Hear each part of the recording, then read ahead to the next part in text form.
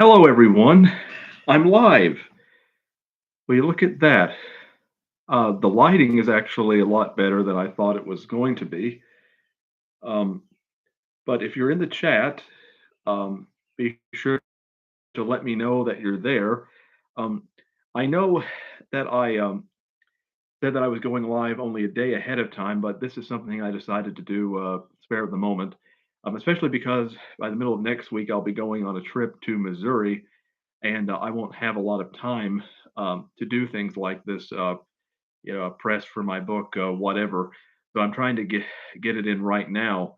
Of course, this live stream, the main purpose is to promote my book, which you can see right here, Silent Reckoning. It is my latest and most recent book. It took me roughly a year to write Silent Reckoning. It took, and I wrote Silent Reckoning on a typewriter, the rough draft on a typewriter. I should have brought the rough draft in here. I forgot, but the draft took me approximately 11 months to complete.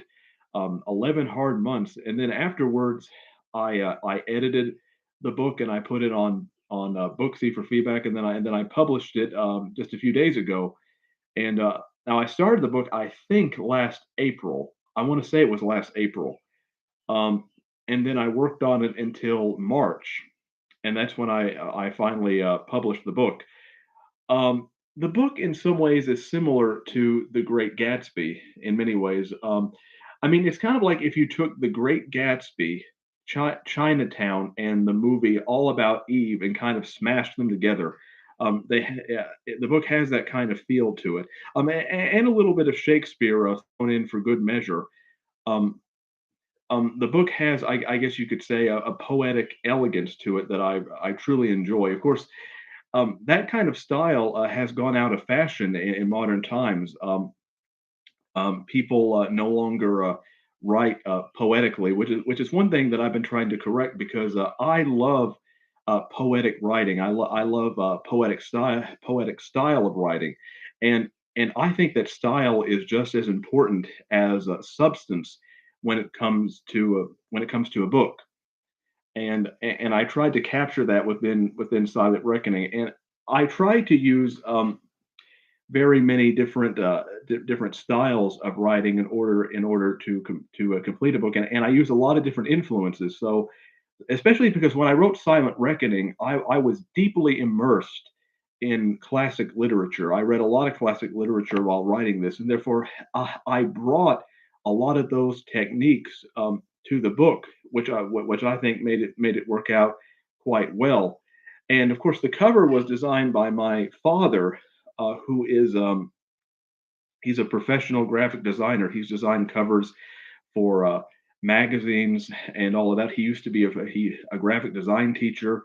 Of course, he retired many years ago in 2007, I believe. But yeah, and I've actually appeared on a few magazine covers. I My father, he used to design magazines for traditional bow hunter magazine and all that, and I appeared on a few of them. Now you couldn't always see my face clearly, but in some ways I have been, a cover model to a certain degree. A lot of people are surprised to hear that, but cover models aren't just people who wear lingerie or underwear models. You can be a character model, you can be all sorts of different models, but I think he did a really good job on the cover. It took quite a while to get him to do it, but it was definitely worth the wait. I mean, I really think he did a superb job, better than I ever could have hoped. And no, but this book took quite a lot of effort. A lot of effort. Of course, my next book will probably take even more effort because with every new book that I write, yeah, I always put in more effort, and they always become more complex. The vocabulary increases, and all of that. But the Silent Reckoning is set in 1920s New York, 1920s New York City. And because of that, I tried to capture the feel of being in the 1920s by researching the 1920s. Movies like Midnight in Paris inspired me quite a lot while writing this. And I overall just tried to capture the feel of 1920s. Now I said it in 1929. I thought about setting Silent Reckoning in the early 20s, but I decided against that because I thought I wanted to set the book during a time of turbulation, a time of uncertainty. And 1929 was definitely that because it was right before the stock market crash, right before the Great Depression, which is why I decided to set the book during that time period. And I thought I would read to you some passages from the book, though that I think. Well, first of all, I'll read you the blurb, which starts with a quote. In the end, we are merely the clay that time uses to sculpt its wonders, Jeannie said.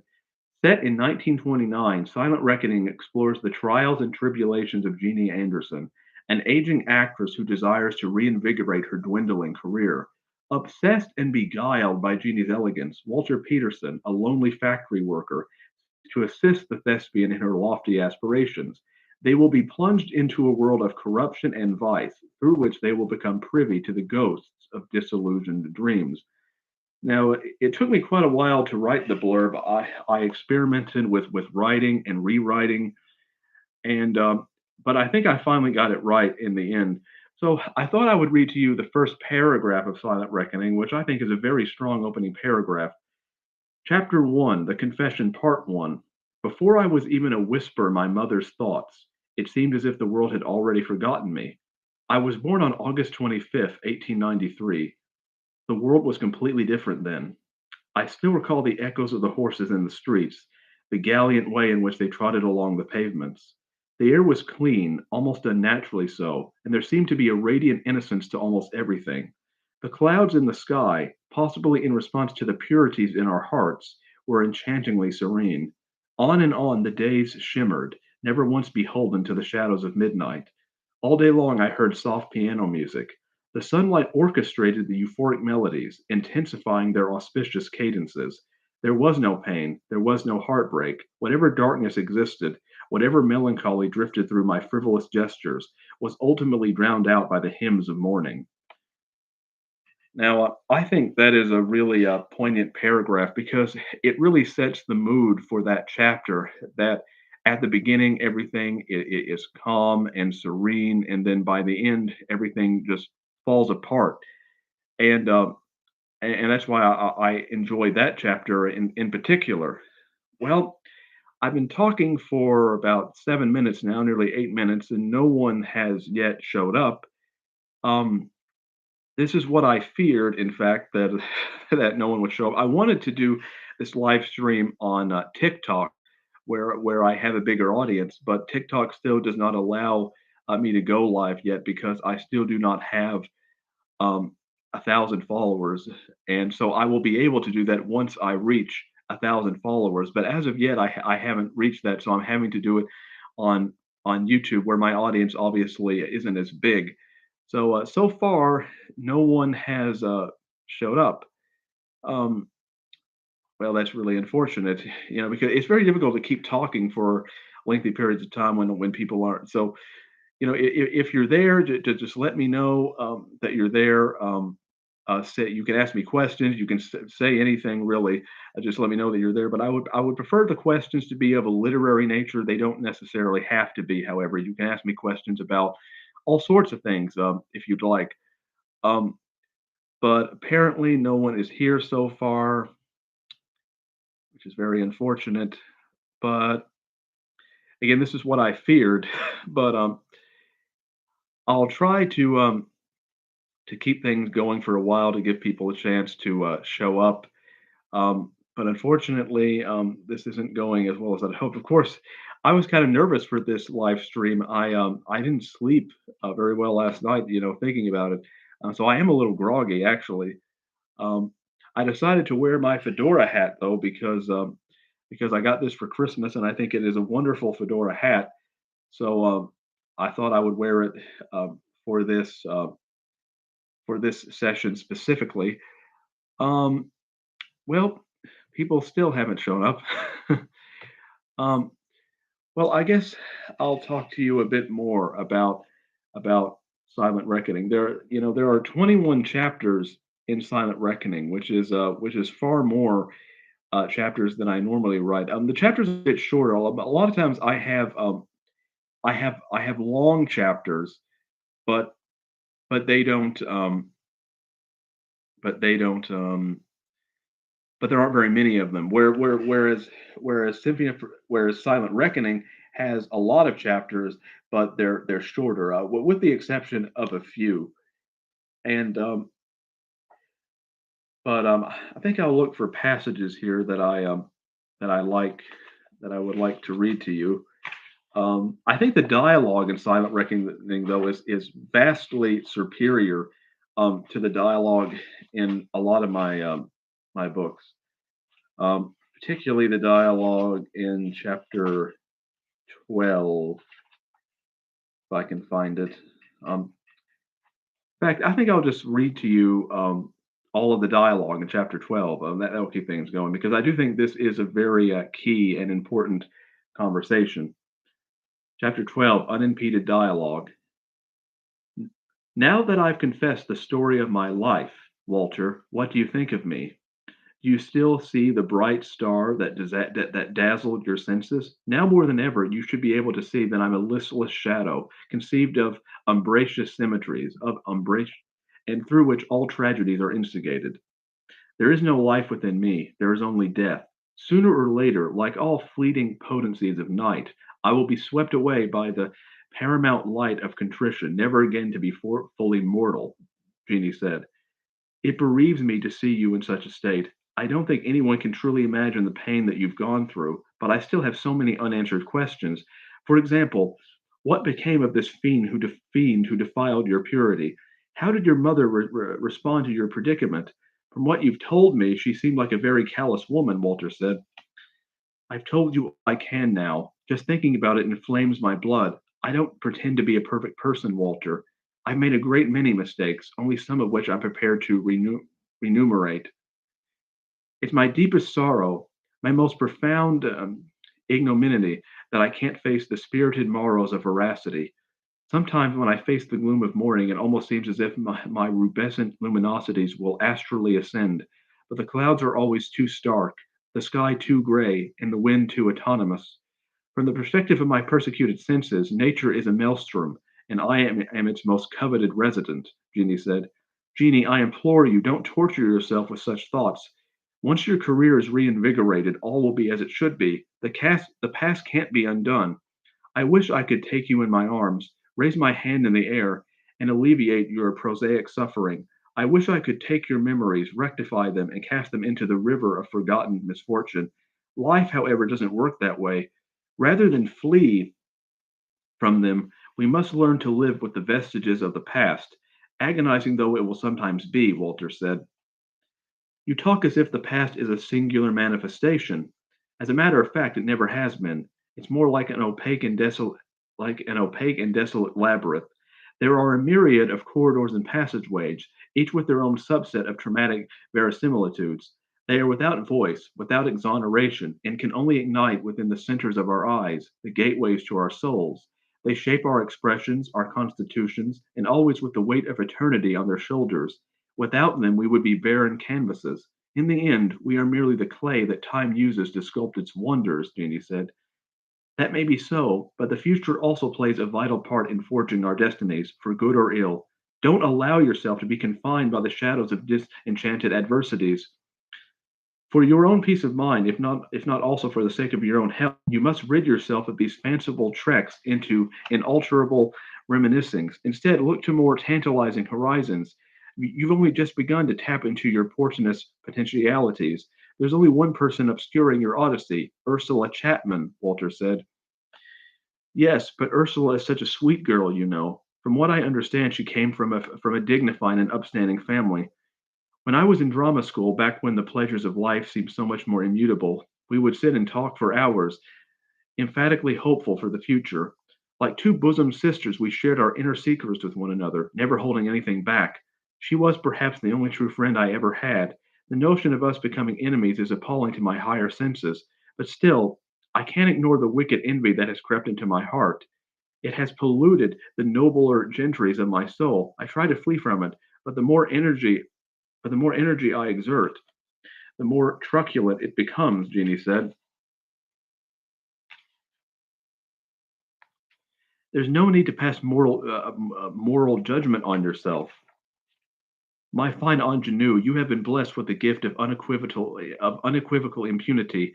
Contrary to the narrow indignations of society, there is a type of amiable levity that supersedes all conventional presuppositions. Lustral in form, it unifies and rectifies all ponderous resonances, compelling them to relinquish the pieties of their lifeblood. You have suffered through so very much. You have undergone tribulations that most women only experience in their clandestine dreams. Such anguish, I now know, has embroidered and threaded into your facial expressions, granting them the ability to beguile the multitudes. Such talent cannot be quashed in the name of sanctimonious virtue. Under such circumstances, higher moral principles must be applied, Walter said. You almost make virtue sound unvirtuous. I suppose it can be, depending on your juxtaposition. So very often we waste benevolence on people who only hold very rudimentary comprehensions of suffering. They haven't earned the right to demonstrative charity. By accumulating misfortunes of their own, they will cease to be children of innocent inertias. They will learn that, rightfully or wrongly, there will always be superior seeds in the vast garden of Mother Nature. We are merely corporeal ornaments in a Darwinian vignette, only most ostentatiously luminous of which will become immutable, Jeannie said. In the end, whether we wish to acknowledge it or not, might often gives us a glimpse into what is certifiably right. After all, history is determined by the conquerors. We are the products of consensuses established by ruthless men. In order to conjure a new consensus, we must be as equally ruthless, Walter said. Perhaps, but brutality often leads to depravity, I regret to iterate. If we are to engage in righteous duplicity, then we must transfer our dubious corruptions to a blameless lamb. Her innocence will absorb our benevolent wickedness, enduring what we ourselves cannot endure. Like a violet petal in the genesis of autumn, her garish foliage will drift into the pale twilight of winter. I, on the other hand, will descend into the glossy springs of my youth, Jeannie said.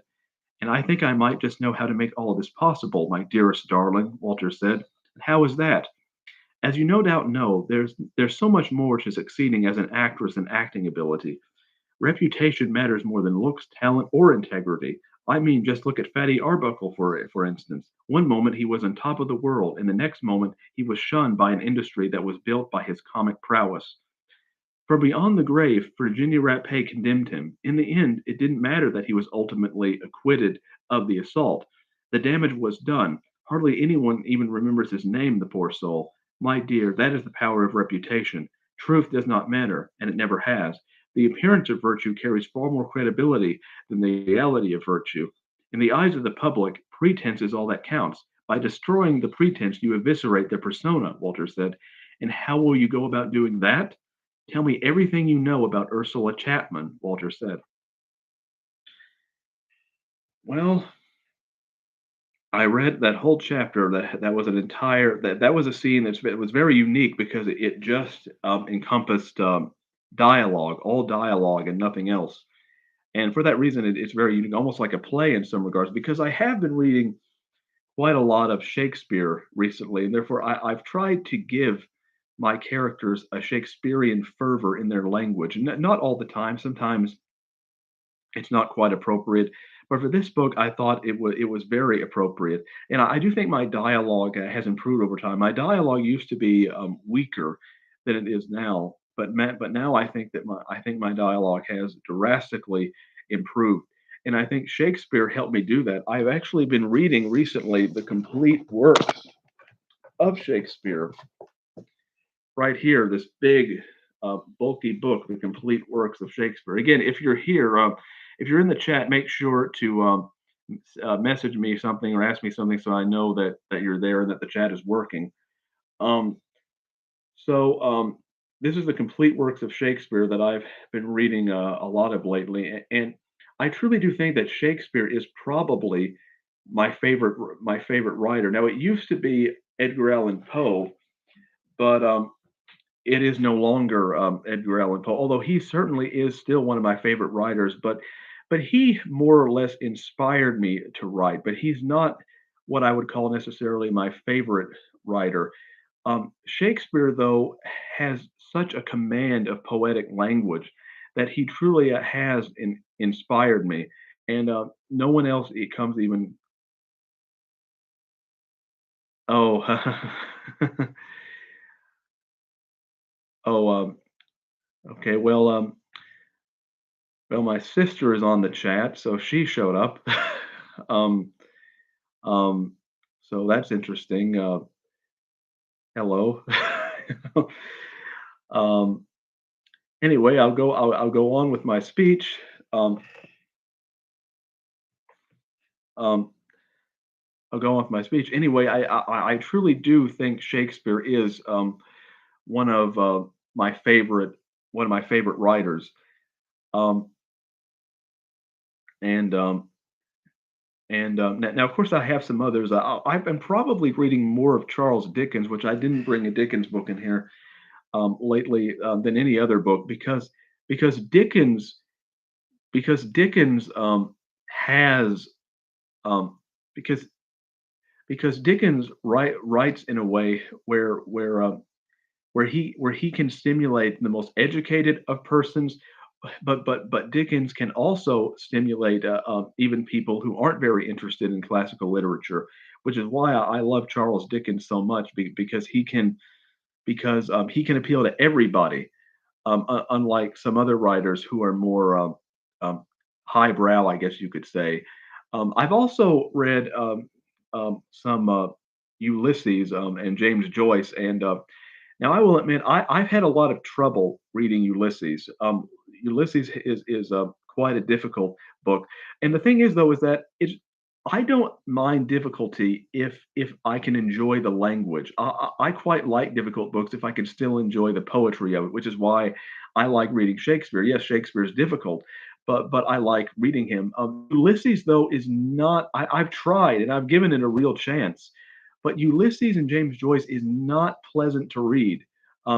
It's kind of it has stream of consciousness writing, so everything is very choppy, and the comprehending it is not my problem. I can comprehend quite a lot of it, but it's very choppy and not pleasant to read. Now, stream of consciousness is when a writer writes in such a way where everything is very disjointed, everything is very fragmented. It's like blah blah blah blah blah cookies.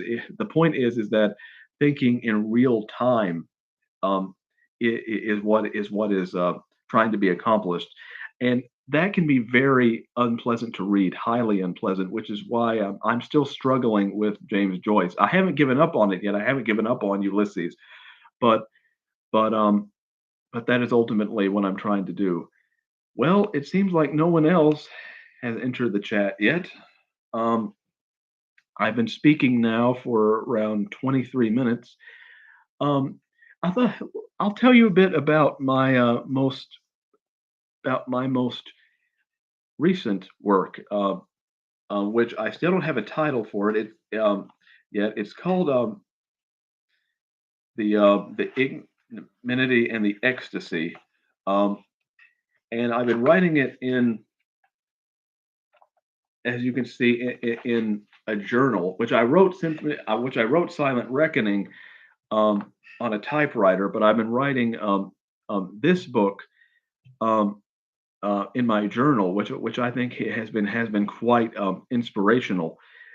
Especially since unlike a typewriter, I can carry the journal around outside, and it's quite a beautiful journal. It was made in Italy, and that's why this book is more focused on nature and things of that nature than my previous book. And one another thing that has inspired me has been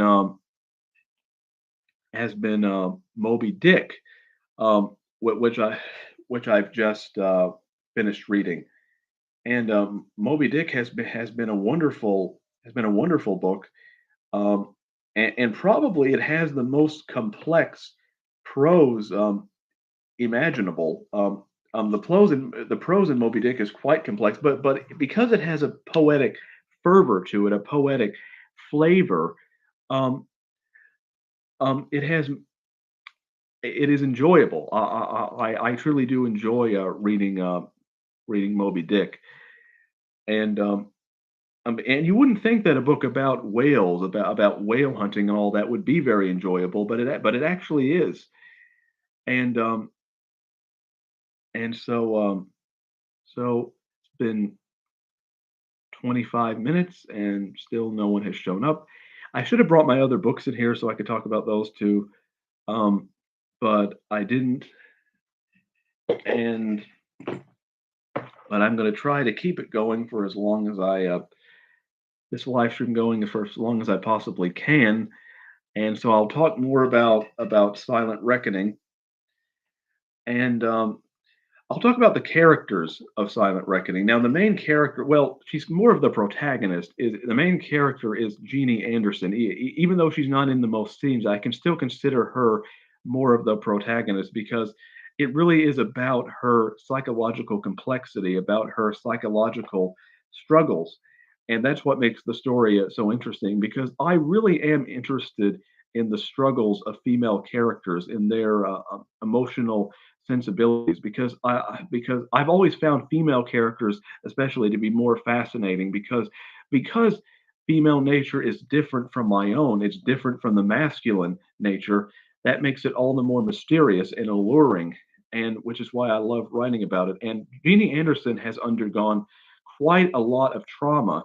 Now, I can't talk about a lot of the trauma because I would be giving away a lot of the book, because there is a plot twist that comes towards the end that is just completely emotionally shattering. I mean, it really does destroy you, and it in some sense destroys Jeannie Anderson, and which is what and the plot twist is somewhat controversial, which is what and my goal was not to be controversial in the plot twist, but I did it simply so the story would have a strong emotional resonance, which I think all stories need to have. Of course, when you do that, occasionally you're going to be going into controversial waters. Now, I never try to moralize in my stories. I never try to say this is the right answer. Now, of course, I have my own opinions about things, and sometimes my opinions won't be very popular, but I try to leave enough nuance that you can make up your own mind.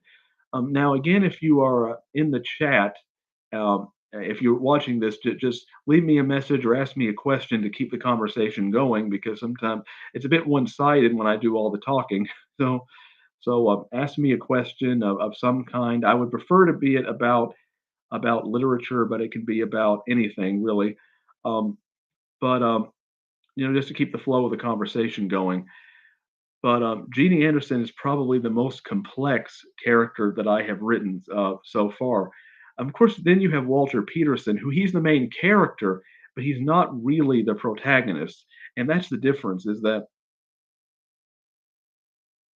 when did you fall in when did you fall in love with writing? Oh, well, that was a very long and gradual process. I would say probably around 2008 that occurred when I was in eighth grade, and and we were studying Edgar Allan Poe, and Edgar Allan Poe is probably not he's no longer my favorite writer, but he is definitely a writer that I look up to. He is a writer that I've definitely felt inspired by, and his Gothic literature just truly took hold of me.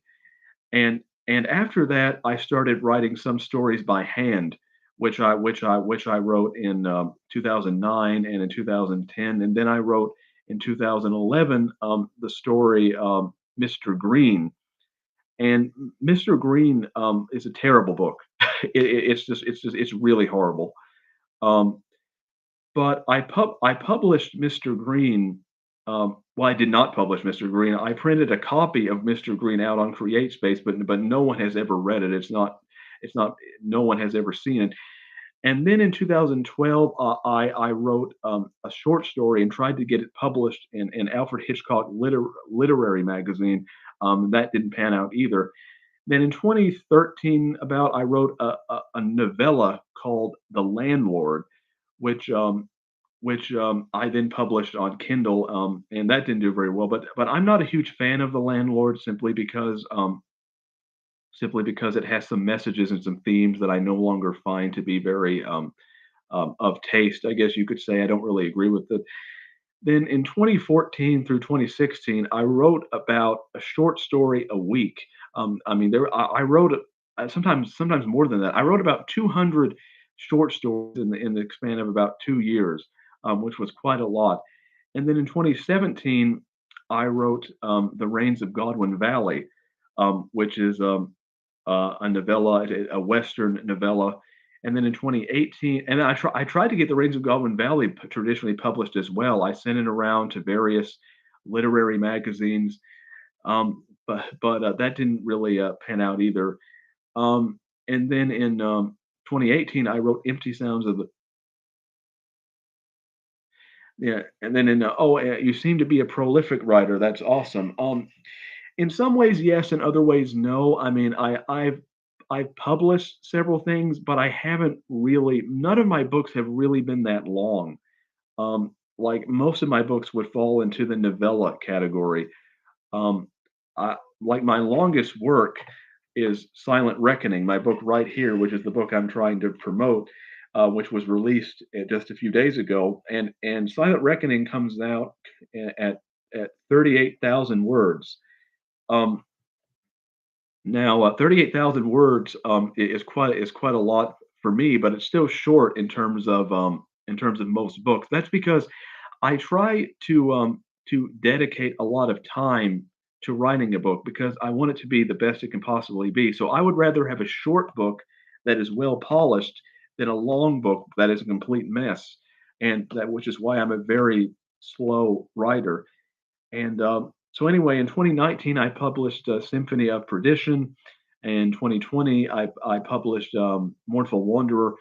And it's taken me though a few years because it took me a few years to write Silent Reckoning, however, because again it's a far longer and complex book than the other books, and so it took twice as long. So it took me nearly 2 years to complete Silent Reckoning, which I began in I think April of last year, and it is now June. So about 15 months from start to finish to write Silent Reckoning, which I wrote on a typewriter, on the rough draft on a typewriter. I did not write it on a computer. So that was a very unique experience for me. Of course, the trouble with writing on a typewriter, though, is you can't correct your mistakes. If you make if you make some kind of a typographical mistake, it stays there. But that's okay because I corrected all of it in once I retyped it in the computer. Of course, that requires an extra step, but anyway, though, back to the question of why I fell in love with writing. Well, mainly because I found that I had a poetic, I guess you could say, fervor that that was came naturally to me. Now, it's not that everything I write is genius. That's not what I'm saying. But I found that I kind of could write poetically in a way that was pleasing to myself, and I don't really know where that ability came from, but that's why I really well, that's why I fell in love with writing because I like painting with words. That I see. I'm not very good at drawing. Like I'm probably the worst drawer that I know, but I can paint with words, and so that kind of makes up for it. A lot of writers, I think, become writers because we're not good at painting or sculpting or other things, but we have an affinity for words, and so that's what ultimately what inspired me to write. And also, I love reading about the classical writers of the past, writers like Shakespeare, like Edgar Allan Poe, like Nathaniel Hawthorne, like F. Scott Fitzgerald, like William Faulkner. I love reading about their creativity, and then I think, I would like to be like that. I would like to write in a style that is it doesn't copy them exactly, but I like to take bits and pieces from various writers, and then I will then put them together and then try to create my own style. See, it's not copying. It's not copying at all to take a to be ins to take one writer, to take one writing style and then combine it with another writing style, and then when you combine different pieces of different writing styles, you create your own style. That's what literature is. That's what art is. It's taking, various styles from different writers and putting them together. And so and and because when we create as writers, we are in some ways emulating God, if you will. I mean, of course, some people don't believe in God, but you can call it nature if you want. But of course, I do believe in God.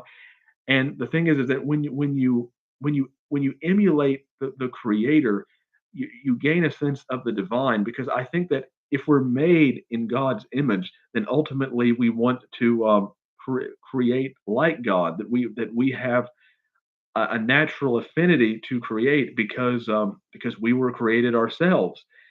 And but of course we create in different ways. Um, we create in different ways. Some people create um, some people create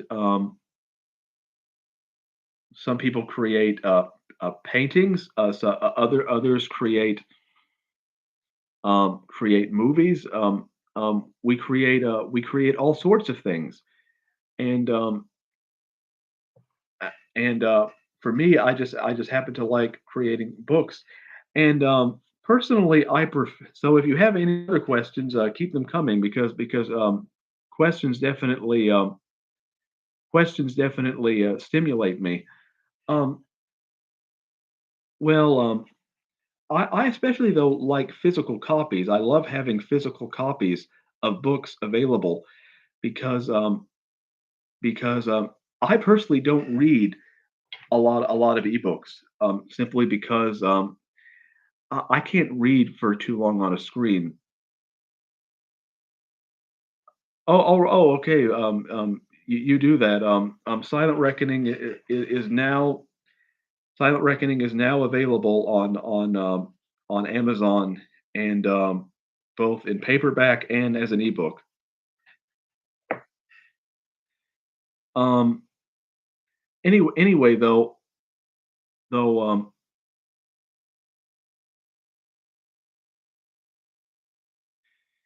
well, that's one of the reasons why I created um, the ebook, so people who are in foreign countries who perhaps can't have access to these things, can can get books, because the I've always been kind of reluctant to release ebooks, however, because I've often found that people who read ebook readers, and I'm not saying all ebook readers are like this, but a lot of times ebook readers sometimes don't take literature as seriously as people who buy paperbacks or hardbacks or whatever, because ebook readers kind of have this more of a consumption mindset where, like, I'm going to download this, I'm going to download that. and and I've often found that ebook readers don't take literature, generally speaking, as seriously. um, which is why I've been kind of reluctant to release my books as ebooks, for that reason. Because I've had some bad luck with ebook readers in the past, but not so with people who buy physical copies. My interactions with people who buy physical copies is a lot more pleasant. Um, so this is only two of my books are available as ebooks right now. Silent Reckoning is available as an ebook, and my other book, which I wish I had a copy in front of me right now, but I don't. Empty Sounds of the Wind is also available as an ebook. Um, um, Now, Symphony of Perdition and Mournful Wanderer are also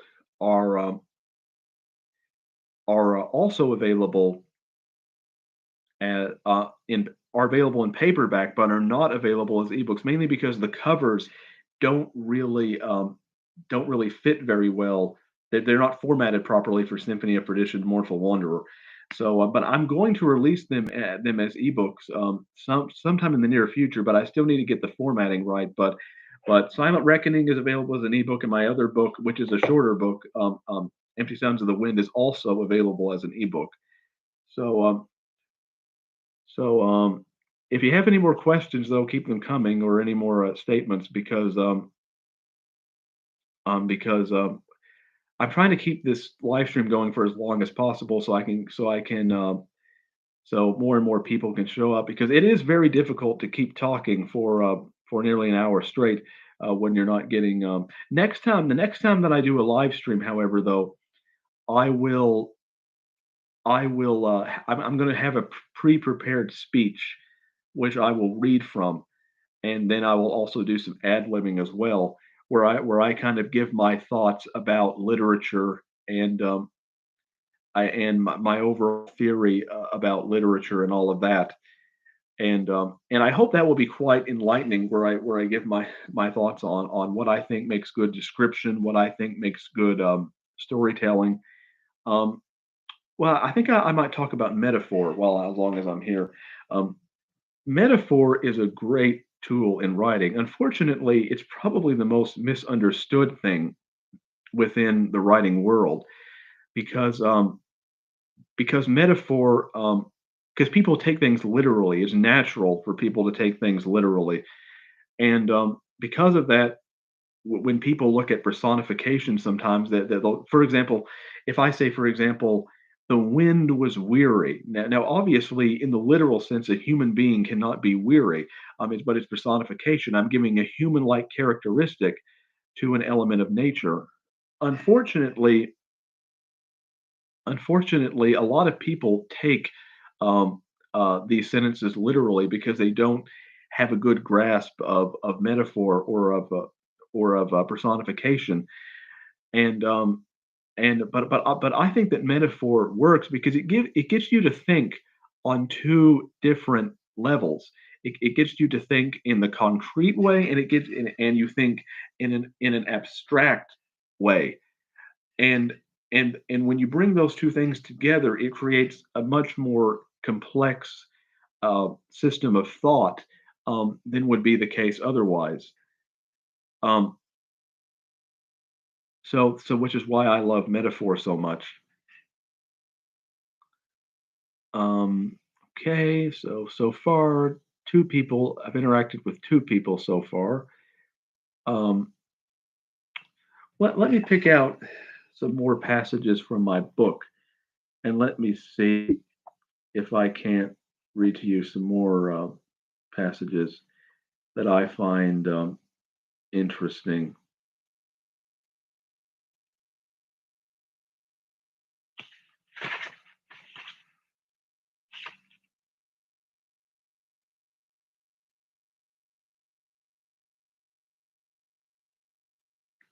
Hmm. Over. Okay, this is the passage from chapter 3. It has to do where Walter Peterson is walking through the metropolitan twilight. Overwhelmed by the metropolitan twilight, Walter guided his pupils towards the ravaged pavement, desperate to spare his sensory perceptors from the saturations of artificial illumination. Lit with the intensity of 1,000 suns, the skyline beckoned to his adventurous spirit, surpassing his barriers of better judgment. The night had lost none of its potency. Unlike the callous wickedness that permeated the light of day, the night unveiled melodious whispers of serenity. During the hours preceding dawn, all academies of deceitful thought diminished, momentarily suspended by the merciful caresses of an autumn night. As Walter continued walking, he could barely detect the pedestrian echoes that had once engulfed the city. Rarely experienced in his lifetime, all seemed tranquil. Now, the reason that I love this that I love this passage specifically is because it gives you a sense that the atmosphere of Manhattan. It gives you a sense of ambiance. And when you're writing a book, you want certain chapters like that. You want certain chapters that are only there in order to give you a sense of ambiance and don't necessarily move the plot forward. There are some passages that you just want to be there so so the reader can get a sense of the overall tone and atmosphere of the story, which that was the purpose of that chapter specifically, was to just give you an overall sense of atmosphere, an overall sense of ambiance, if you will, or ambience, it depends on how you pronounce it. um, and so I guess I'll talk about the characters of Silent Reckoning a bit more. Then you have Walter Peterson, who, in some ways, the character of Walter Peterson is similar to myself, in the sense that he is. that he is a loner, that he's a writer like me, that he feels frustrated with society, that he feels that society has treated him unjustly, and he's becomes obsessed with Jeannie Anderson because she represents um, everything that he wants to have and would like to have. Um, but in some ways, that he is kind of um, he kind of represents some of Jeannie Anderson's darkest desires. He's in some ways he's not really even a complete person. Um, he belongs to her in part, and he tries to get her to do the things which she knows which she wants to do deep down, but her better judgment gets the better of her. But he kind of destroys her better judgment, so where she can act out her innermost desires to her detriment. And then, of course, you have the rival actress, Ursula Chapman, who was gonna have a much bigger part in the book than she ended up turning out having, but she's still a very important and key character. Now, Ursula Chapman is the one who is a younger actress, and that she is going to move on into the era of sound, because Silent Reckoning takes place during the 1920s, right before sound kind of moved into to cinema. And Ursula Chapman is kind of the new favorite among the Hollywood intelligentsia. And Jeannie Anderson, who's been acting in silent pictures for a long time, they want to cast her aside.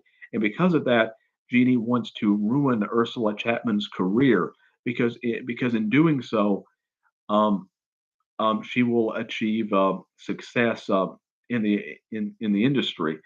And and so that is the primary motivation of the story. But Ursula Chapman is not a bad person by any stretch of the imagination. She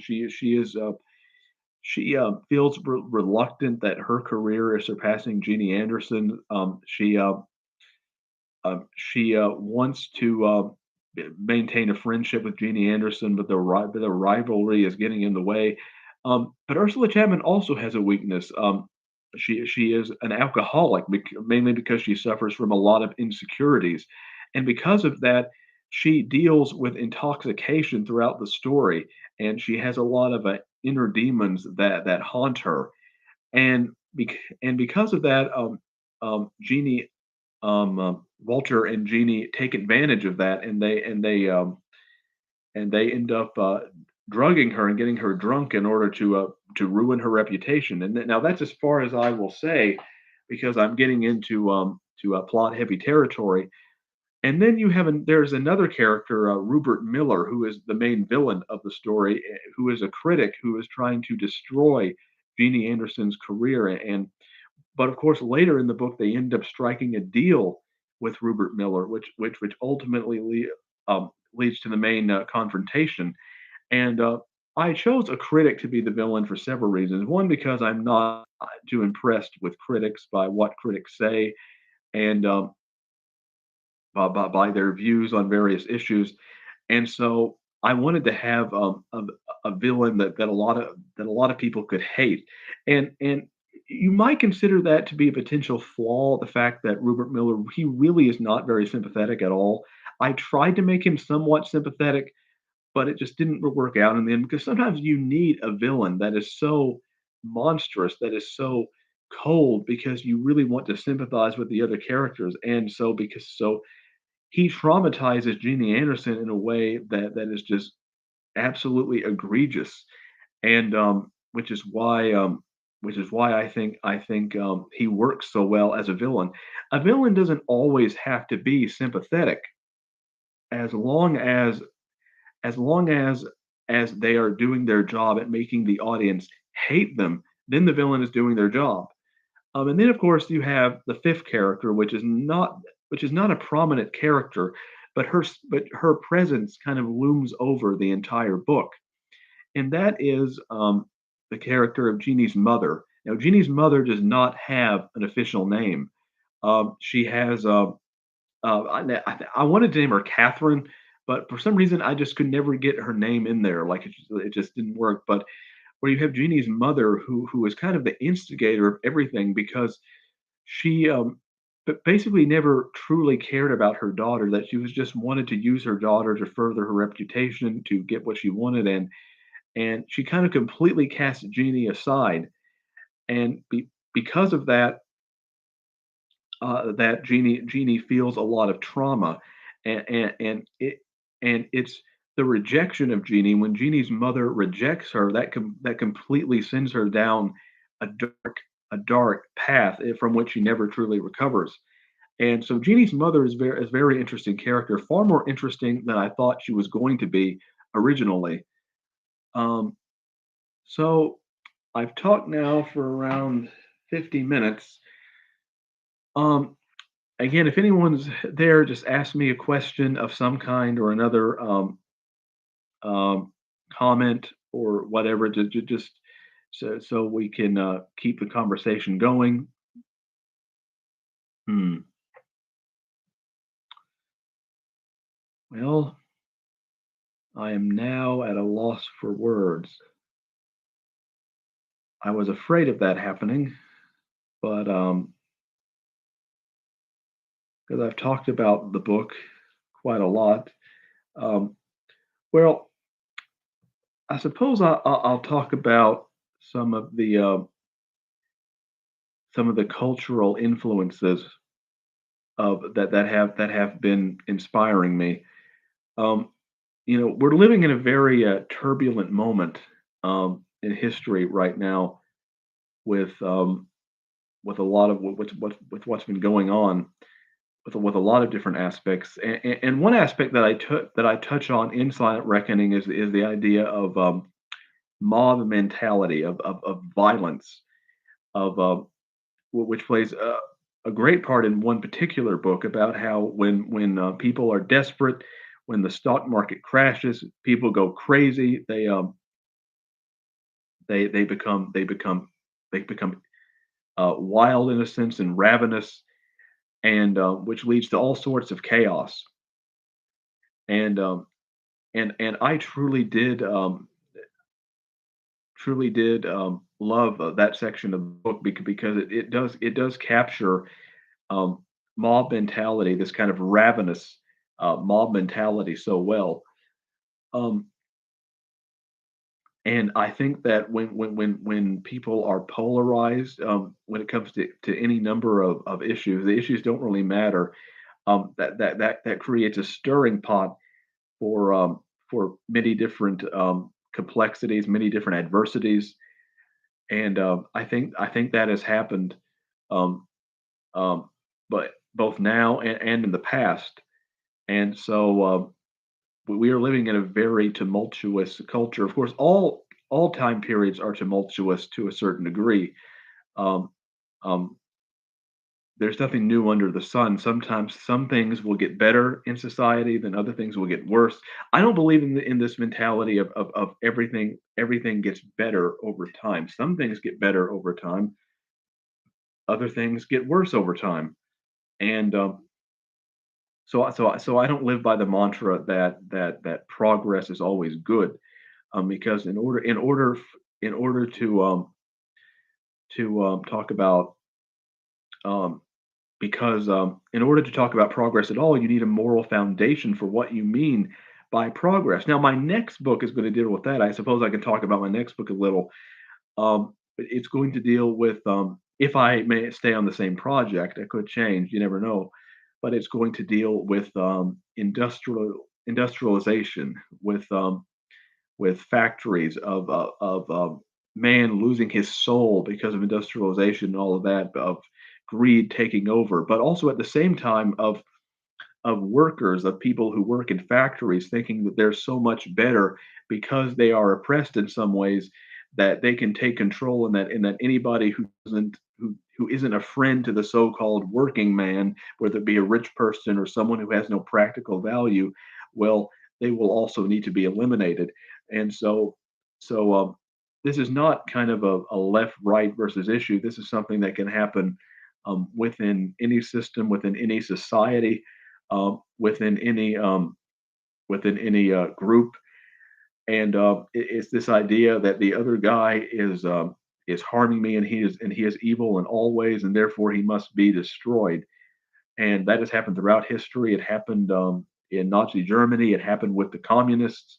Um, it has happened throughout history. Will continue to happen, unfortunately. And those ideas, though, again, what I'm talking about now, will be more prevalent in my next book.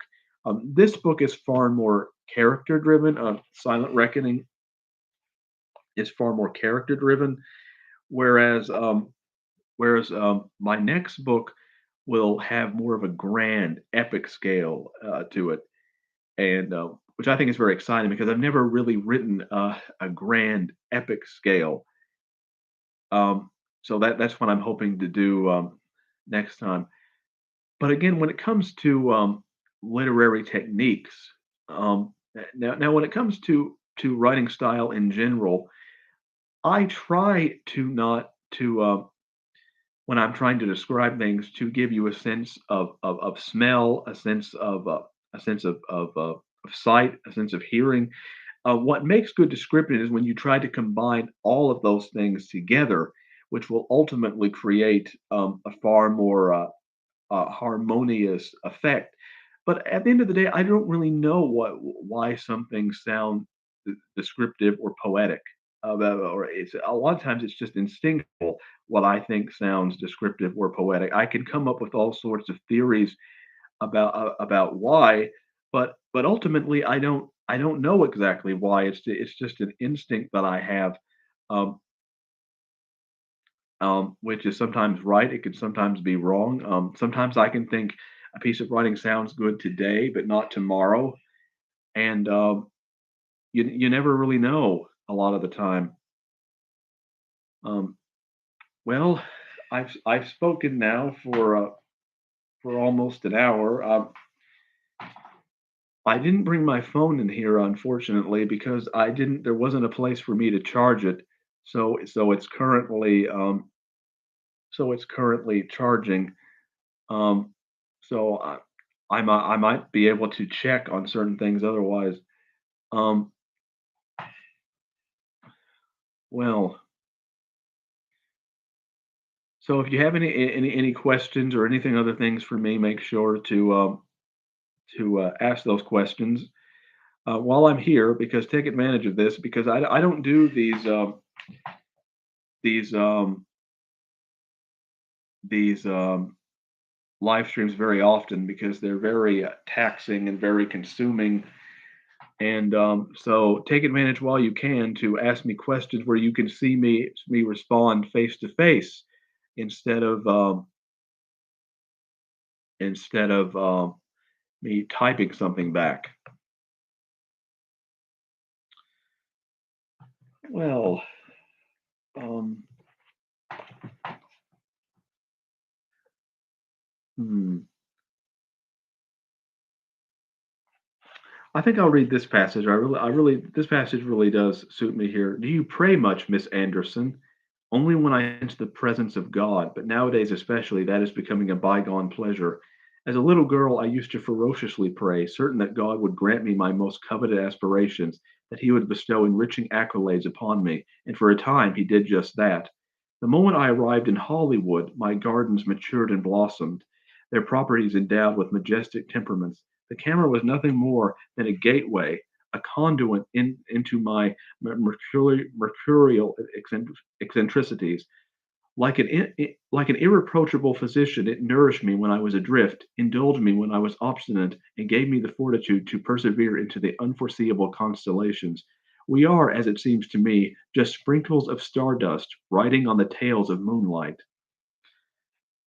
I really like that passage because first of all, it sounds like something that could be on a postcard. You know, we are just sprinkles of stardust riding on the tails of moonlight. But it actually is true because we are made up as humans of stardust in a sense. We're made up of atoms and different elements.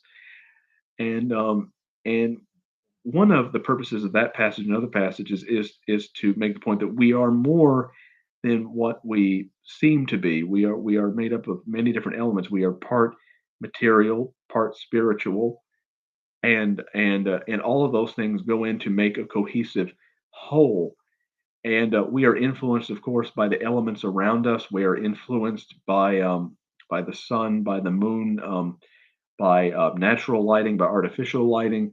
The sun is going down just now, so when the sun goes down, of course, your mood changes. My mood can change, and all of those things go into making us who we are as people.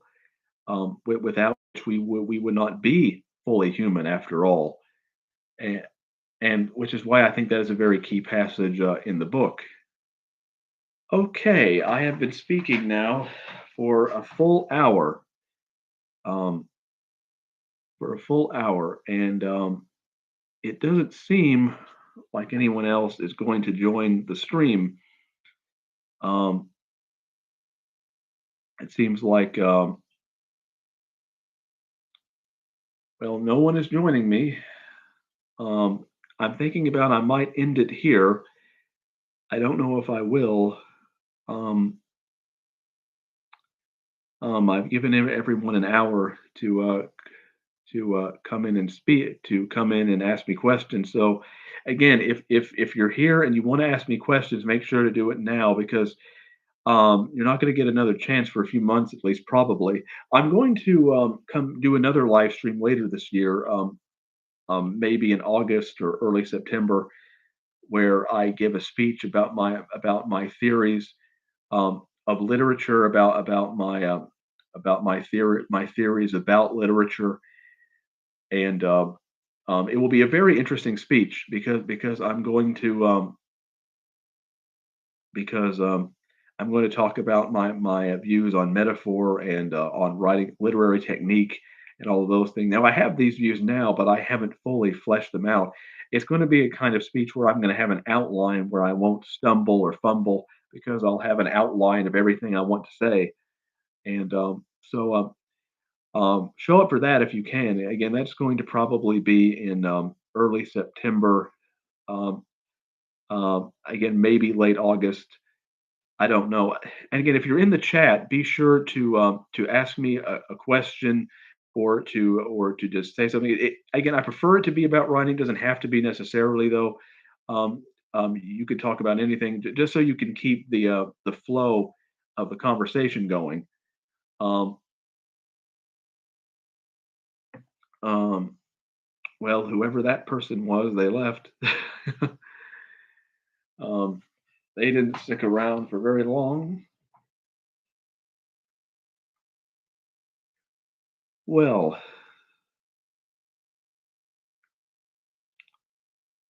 I'm thinking about ending the live stream now. I don't know. Um, I'll see if I can't talk for a few more minutes. Um, um, of course, one of the things I would love to do is I would love I'd love to go on tour actually as a writer. I would love to like maybe go on a book tour and give speeches across the country, either in at stage venues or in bookstores or bookshops, libraries, wherever, and then sign books afterwards. That would be absolutely amazing. I would love to to share my literary knowledge with crowds and all of that because and this in some ways this live stream here is kind of practice for doing that of what I would do in a live situation if I were in front of a crowd of people.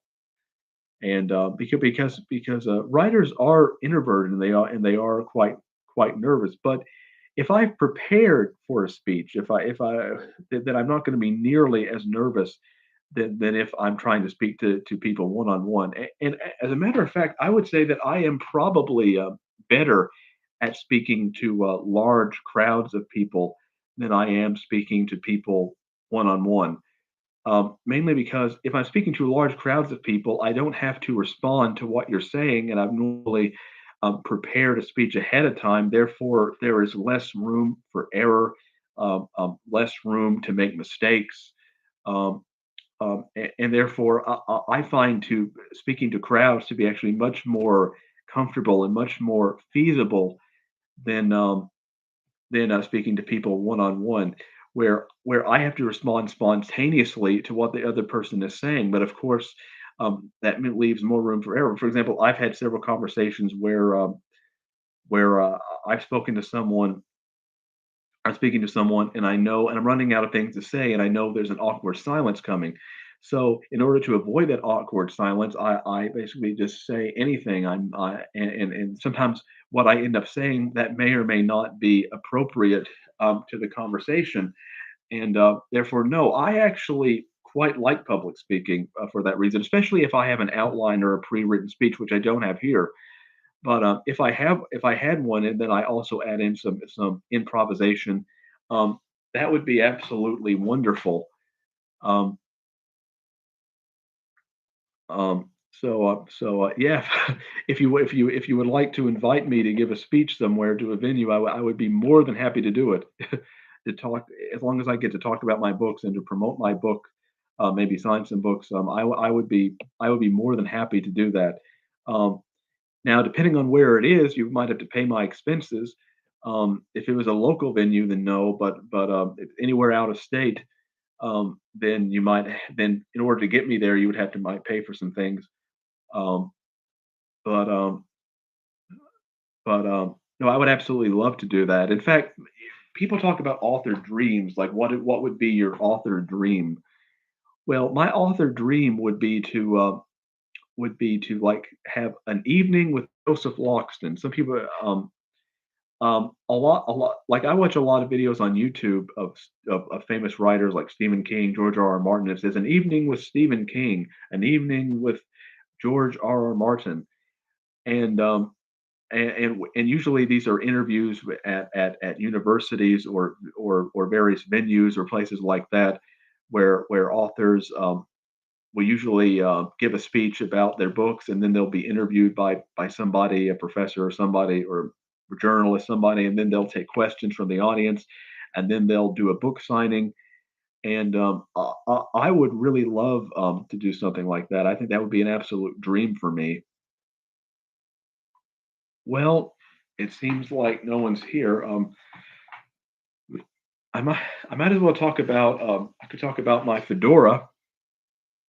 Um, I know there's a YouTube video called "Fedoras Are Awesome." Fedoras are awesome. Um, but I got this fedora for Christmas. It's, of course, you can see that um, it's kind of like reminiscent of a 1940s bogey hat, Humphrey Bogart hat. And no, I really love this fedora. Um, I have a beard. Of course, I have a beard. I shave my beard somewhat to give it a more dignified look. Um, I also have, if you've noticed, I've shaved my head, not my head. I've gotten a haircut, um, which I hadn't gotten in nearly 9 months. And as long as I'm talking about these things, though, when it comes to create writing and creativity, again, if you're in the chat, make sure to let me know that you're there. Ask me a question of some kind so we can keep this conversation going. And I'm here mainly to promote my book, Silent Reckoning, which has just been published and released a few days ago. But anyway, I find that summer is a really bad time for creativity. I absolutely loathe summer. I dislike heat. It puts me into a level of exhaustion. I prefer autumn and fall because the temperatures are just very serene, and I can go out into the woods. In the summer, I can't go out into the woods without getting bugs all over me. But autumn is just very pleasant, which is why I just don't feel as creative. I don't feel as inspired in summer. It's just very humid, and I hate it. And I think a lot of people will prefer summer because they were off in summer as kids, and so they're prejudiced towards summer for that reason. Whereas I've been out of school so long that I don't really think about that. I just think about, what weather works best for creativity. And of course, on a warm day, I can go out and write in this notebook right here on a warm day in winter and be perfectly fine. and I can observe nature, and I can draw, and I can write about the trees and the forest and all of that, and have just a very good time. I can't do that in summer. Summer is absolutely atrocious. It is horrible. Um, and I think I notice it now more, mainly because when I used to live in a suburban neighborhood, in a neighborhood that was very compact, and that you didn't notice nature in this suburban neighborhood at all. And whereas now, since I live out here, I know I notice nature a lot more. Whereas when I lived in town, when I lived in this very compact suburban neighborhood, I never noticed the weather because I never went outside. So again, if you're here and watching this live stream, be sure to ask me a question of some variety. I would prefer the question to be of of literary nature, but not necessarily. Do I make an outline of my stories before I write them? Sometimes I do, not always. I would say most of the time I don't.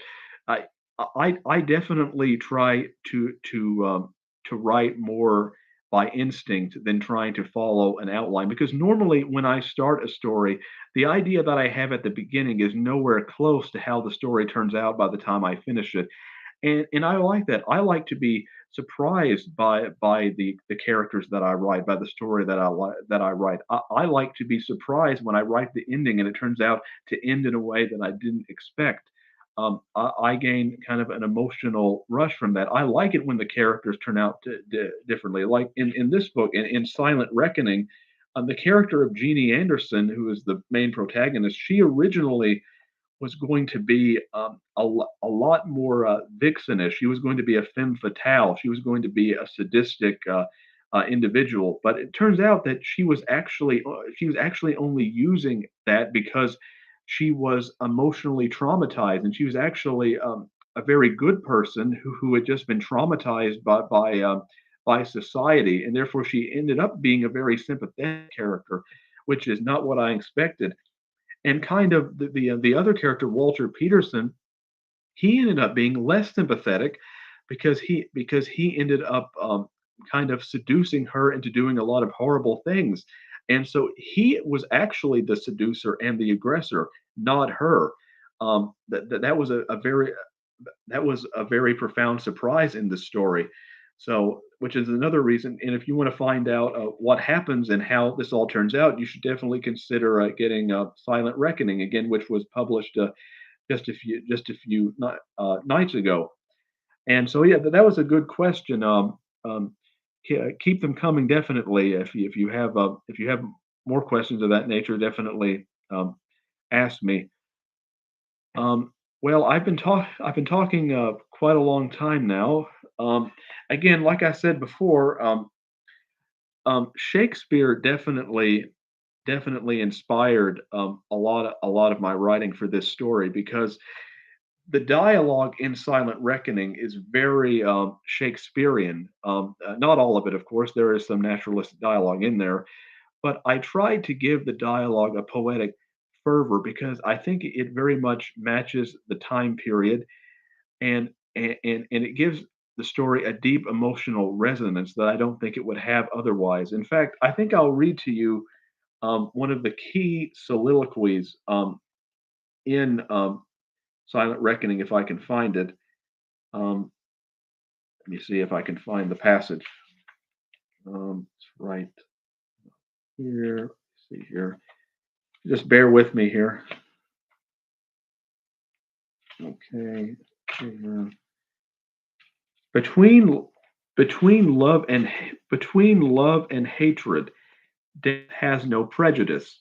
Love could last 100 years, experience 100 summers, but summer must pass into autumn, the season where passion turns cold. Is frigid passion any different than hatred? Can fire thrive without the sweet tenderness of warmth? Sleepless time will pass into winter, undoubtedly the sepulchre for all forlorn loves. In the great mausoleum of winter, the song of disillusionment will play, and the serene light of day will become impotent. Without light, dreams shall descend into shadow, ornamenting the face of love no longer. Through the vast sea of eternity, love might flourish, but it will never endure. Barren and fragile, love shall pass through a phantasmagoria of acrimonious frigidity, incessantly flowing on the sinuous rivers of time, of chimeric disillusionment, all the while basking in the bittersweet agony of hatred, due to which the water will freeze into eternity, much like an opalescent sky fading into night. And when death finally does descend upon the Arctic enclave, it will discover that love was hatred's silent dream. Now, I believe that that is a very poignant passage in the story. And if you know the context, it's even more poignant because the character is just about to descend into a maelstrom of complete chaos. And so I tried to capture the same kind of fervor and feeling of the to be or not to be speech in Hamlet. That's what I was going for in that passage specifically. I love William Shakespeare. I also get inspired by him in my own writing too. Yes, I would definitely say Shakespeare is my one of my favorite writers, if not my favorite writer. Um, I've been trying to read Shakespeare's plays. I read about one Shakespeare play a week now. I'm trying to get through all of them. The plays I've read in the entirety so far have been Hamlet, Macbeth, uh, um, Hamlet, Macbeth. What's the other one? Anthony and Cleopatra. The Taming of the Shrew. Um, I think that's all of them at this point. I mean, I've read the other plays in the past, um, but many of the other plays in the past. But those are the ones I've read just recently. I'm thinking of reading Coriolanus next. I read Julius Caesar a long time ago, but I think I'm going to read some of the Roman plays next, and then I'm going to read some. I have to remember to read some of the comedies though, because I don't like the comedies quite as much as the dramas. But if I just read all of the dramas and then try to read the comedies, I probably won't get through them. So I'm going to definitely um, uh, read a drama, then read a comedy, and kind of go back and forth. Um, and again, I've never actually seen a Shakespearean play live. I've always wanted to, but when you live in kind of a more rural area like I do, Shakespeare, um, going to see a Shakespeare play can be quite difficult. So I've only seen Shakespeare on film. I think Orson Welles' productions are quite good. Probably my favorite though Shakespearean film I've seen so far is the Olivier Hamlet, which is not available on Blu-ray in this country as of yet. But no, but Shakespeare's You Should Read Much to Do About Nothing. That is a good Shakespearean comedy. Um, yes, I'm thinking about reading Much to Do About Nothing. That was going to be the next comedy that I was going to read. Probably. I'm not exactly sure what the next one is going to be, but I just finished reading Hamlet, which I've already read twice. I studied Hamlet both in high school and in college. And then I read it just again recently, so I've read it three times now. Macbeth is probably my favorite Shakespearean play so far. No, well, artistically speaking, I would say Hamlet is the best. But in terms of like what I would prefer, it's probably Macbeth, mainly because I really like Lady Macbeth, and I think that Macbeth has a good kind of like noir feel to it. It's almost like the first noir. And um, but anyway, I think Silent Reckoning is even though it takes place in the 1920s, is okay. Yeah, okay. Your favorites are Hamlet and Macbeth. Yeah, I would say so. I would say that. I just recently. Oh yeah, I also read King Lear recently, which I actually quite loved, and I really enjoyed reading King Lear because I didn't know the ending. Because I've known the endings to Hamlet and Macbeth for a while, but I didn't know the ending to King Lear. And so I really enjoyed reading King Lear. It hit me in a very profound way, especially when you have King Lear, who the play implies has Alzheimer's and all of those things. And I can relate to that because I had a grandfather who had dementia, and it was just emotionally, it was a very poignant play. And of course, some people say that you shouldn't read Shakespeare because he's better.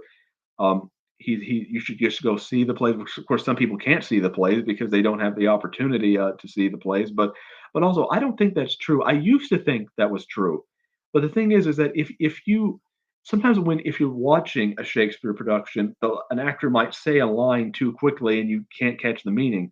Whereas if you're reading, you can pause on a particular line or a particular verse, and then you can think about it. You can milk the knowledge, and you can drink it. You can drink the knowledge, and therefore I truly do prefer reading Shakespeare. Of course, the ideal way would be to read the play, then see a film version, which is what I've been trying to do. But of course,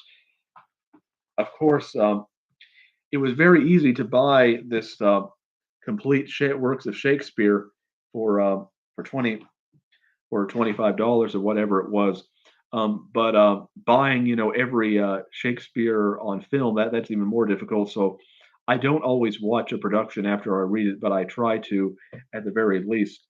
Um, but anyway, Silent Reckoning really has a deep Shakespeare. In fact, I'll read one particular passage that I do think is very Shakespearean.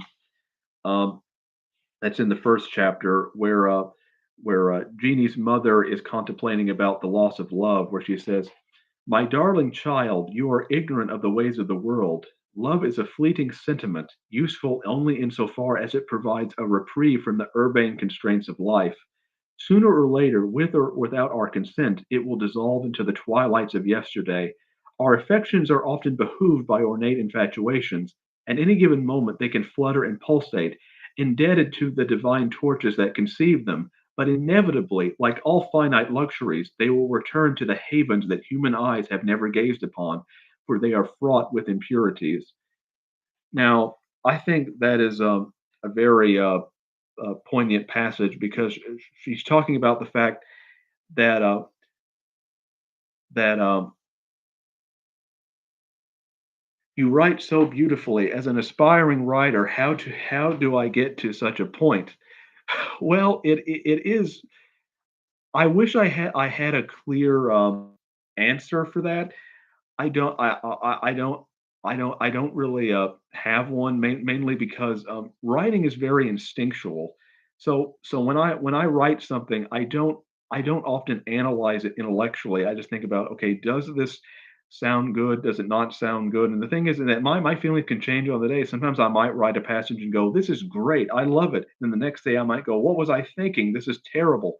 And so a lot of it is instinctual, but I can kind of give a few pointers in the sense of if you can use like non-human like elements like the wind or the sun or fire or whatever in order to make points about human nature. If you can say, for example, that the wind was weary or something like that, very very often that you can create a very vivid picture if you try to use non-human elements in order to make a point about humanity. I think that is something that is definitely quite effective. Um, so again, but I would say that most of the time I do not write in an intellectual way. I write in a very instinctual way. So sometimes I don't always know why a sentence comes out beautifully. I can think about it afterwards. I can think about okay, this sentence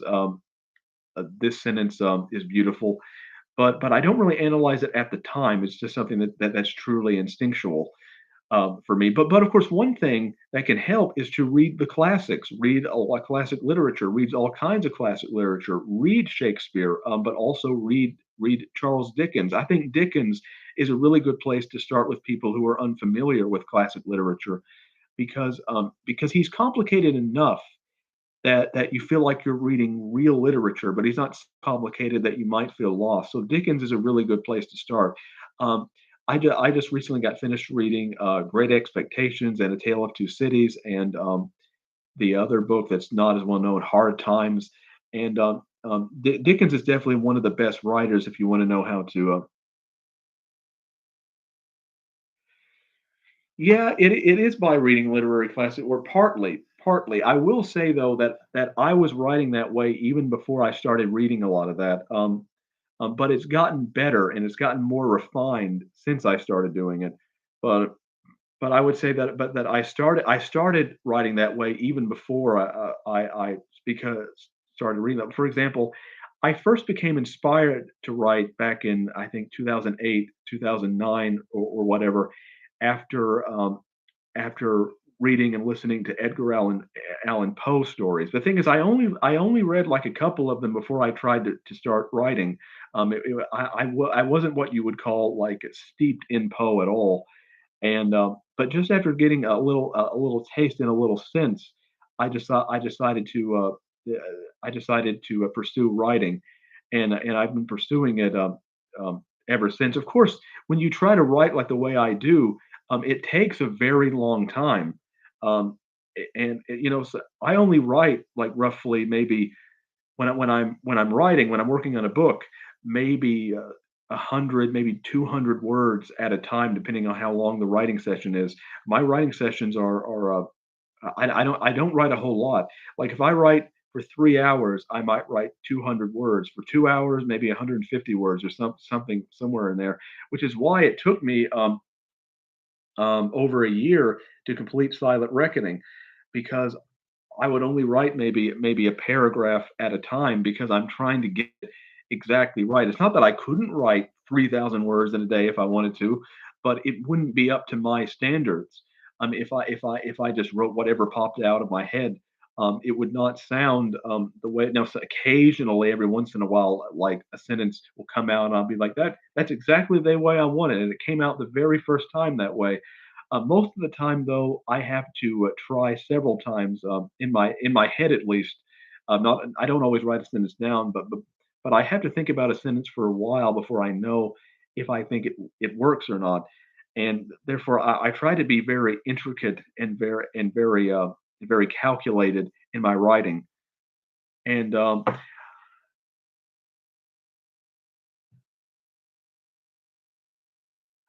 definitely love the book cover. Yeah, well, it's definitely a lot better than the book covers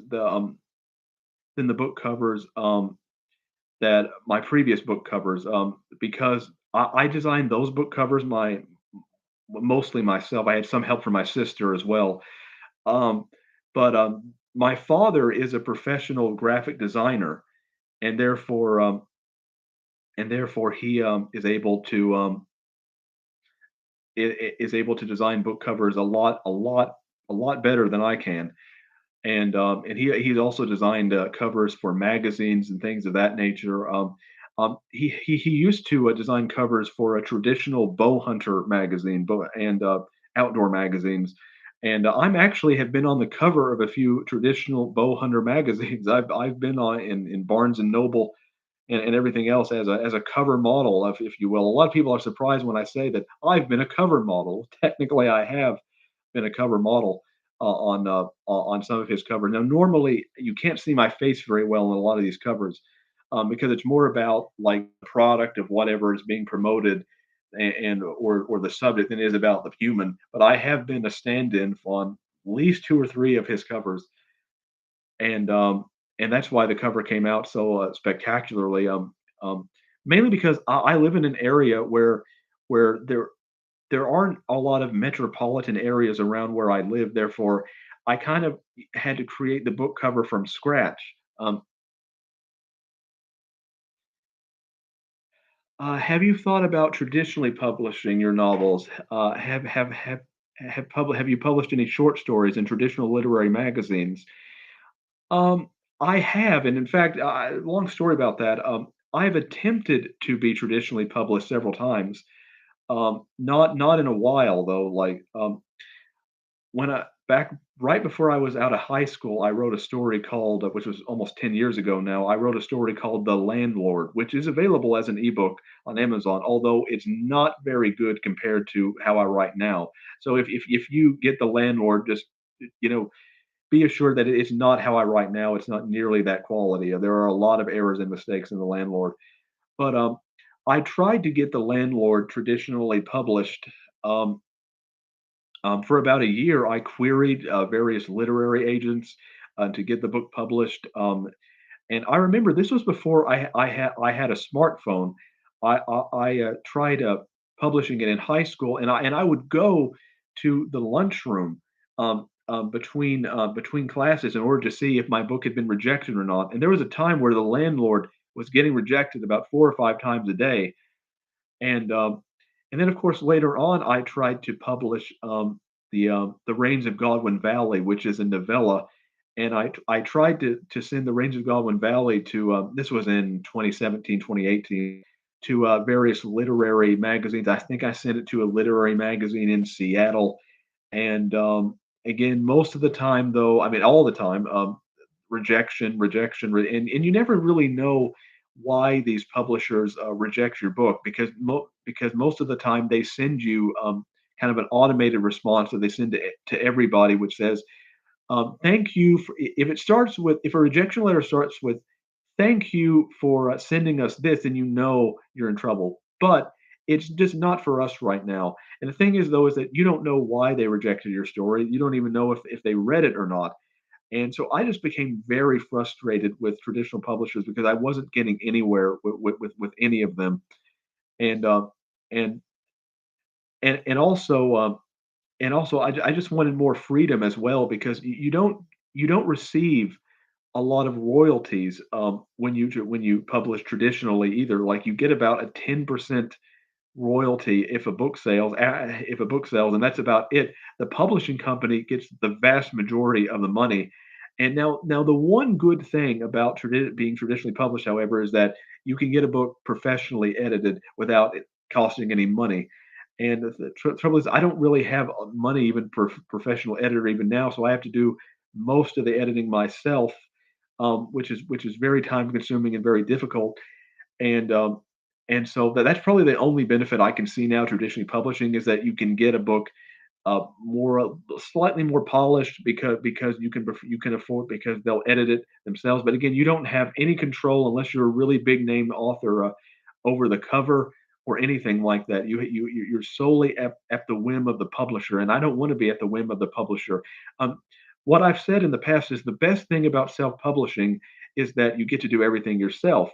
Um, um, the worst thing about self-publishing is that you get to do everything yourself. It can be frustrating, I know, but you should keep trying and consider that route too. Um, I think that for now, at least, I'm mostly done with trying to get a book traditionally published. Um, I would only consider it if if somehow a publisher came to me and made me an offer, which again a lot of times if a publisher comes to you and makes you an offer, which has happened actually. So yeah, um, and I would again I would only consider traditional publishing if a publisher came to me and of course, but a lot of times if a publisher comes to you, that might be a sign that it's a scam. Like I had this what was it this company that came to me about not last year but the year before and offered to publish one of my books, A Symphony of Perdition, on this website where you would get like tokens and all of that. People would have to like go through a paywall to read your stories, and but something didn't sit well with me about this publishing site because it was very obvious that English was not their first language because it was I think somewhere in Singapore, I believe, and they were it seemed very much like a scam. Even though I looked at some other writers who had joined the site and were perfectly happy with it, I didn't want to take the risk of losing the rights to Symphony of Perdition, which it seemed like I might have lost those rights if I had taken the traditional publishing route, which is why um, yeah, it did sound like a scam, which is why I ultimately steered clear. Even though again it looked apparently some writers went that route and were getting paid. It wasn't like nobody ever talked about it or said that they had success on it. No one ever claimed that they were scammed, but but it just seemed very much like a scam to me, and therefore I didn't take that route. But again, I would only consider traditional publishing probably now if some publisher came to me and made me a good offer. But I'm probably likely never going to pursue traditional publishing again.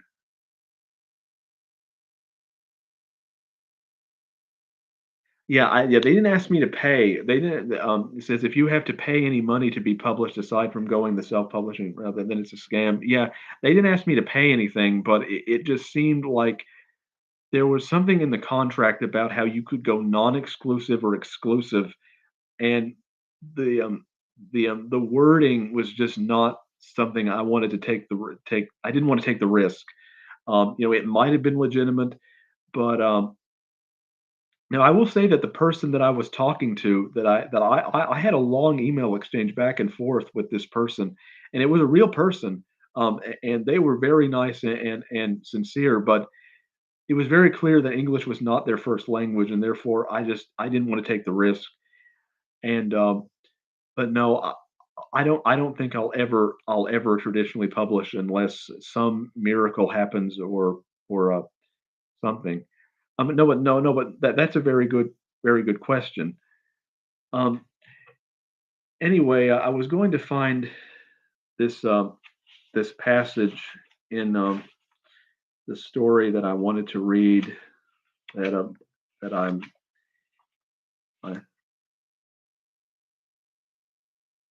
yeah, I wouldn't want to lose all of the rights to my stories. If I see that, I run. Yeah, I wouldn't want to lose all of my rights either. I think it would be a terrible, horrible thing to somehow your work to be taken away from you, and especially because people don't view intellectual property rights in the same way as they view something like stealing a couch or stealing a pen or something like that. Um, if something's not tangible, then people tend to not take it as seriously. They don't take plagiarism as seriously, but people should take plagiarism seriously because if someone steals your idea, it's like stealing a part of your mind, part of your soul. In a way, it's far worse in some ways than taking just a physical object. They've taken a part of your identity, and that's what scares me more than anything else. And so, no, plagiarism is an egregious uh, sin in my regard. It's almost worse than theft. So anyway, I was going to find this this other passage that in chapter 13 that I was going to read out loud. If I can find it. Um, okay, okay. Let me see here. Let me see here. Let me see here. See here.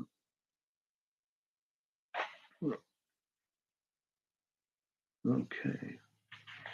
Hmm. Hmm. Okay. I need to go back here a little bit more. Okay. Hmm. Hmm. Hmm.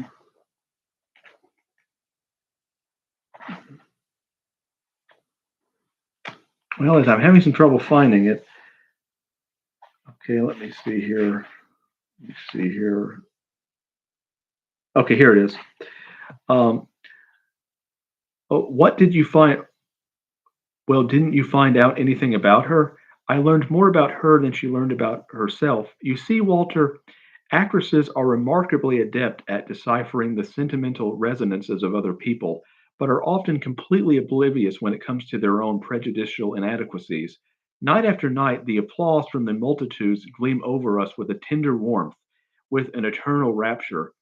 They become the friends we never kissed, the lovers we no no they become the friends we never had, the lovers we never kissed, and the deities we never worshipped. In their eyes, we are blameless. In their eyes, we are divine.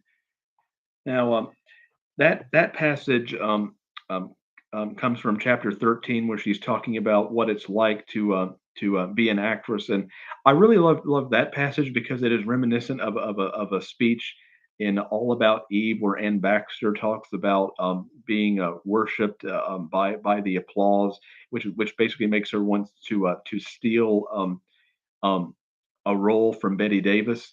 And I like that passage because it gives you a glimpse into Jeannie Anderson's ambition, and so that's one of my favorite passages of the book.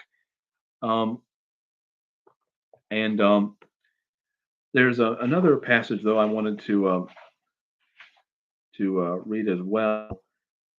That same chapter actually. Um, that goes. Let me see if I can find it. Um,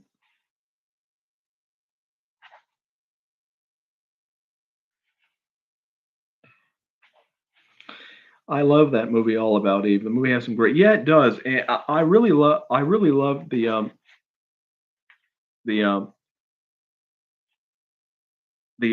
movie All About Eve, specifically because it most movies, if you actually look at them, do not have like very great dialogue. Um, um, Even movies that have gripping characters, interesting plots, other things, the dialogue is normally lackluster or just somewhat okay or average. It usually doesn't stand out.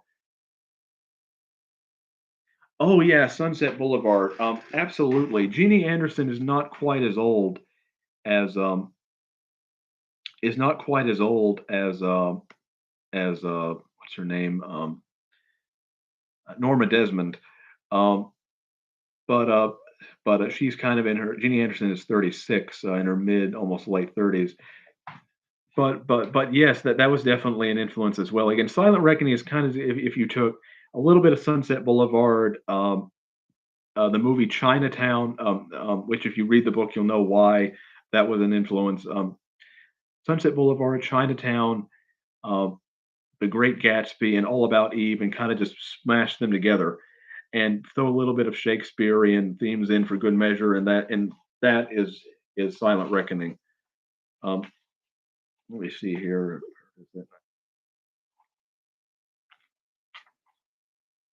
Okay, here's one passage.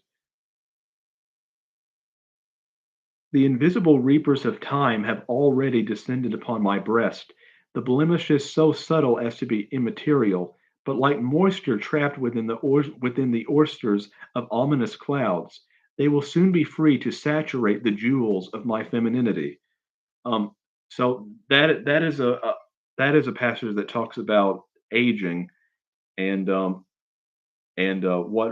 the passage of time can do to you, and which is why I think that passage works very well.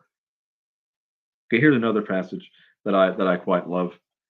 I love gazing into the water, into the grandest enigmas of creation. The only moments I felt truly serene, truly at one with the ecological maelstroms of the soul, were the days I spent by the sea. As a girl, it seemed as if the auras of my youth flowed through the tides, their strides entering a lucrative penguincy. The sea never cries, and because of its compassion, it will never die, for it is the genesis of love itself. Um, Now, I really love that passage because it, it deals with what Jeannie is longing for as a person, that is dealing with her dreams, what she would love to be the case, but is simply just a dream in her head, and that it will never actually come true. I also love this passage here, which is towards the end of chapter 13. I know the proper thing to do would be to run away, to spit in your face and blow out of town. But there's something inside of me, a corrupt and elemental passion that longs for the wiles that are locked within the Niles of my heart. It stirs resonances that were once merely whispers in the twilights of my thoughts. Eventually, all lunar passions must rise, impeded no longer by the benevolence of day. Only through darkness can the sensual become monumental. Um, which again, that passage has to do with her being corrupted by her ambitions and the fact that the youthful and more radiant part of herself is is foundering, and she's becoming more and more like the shadows that she fears.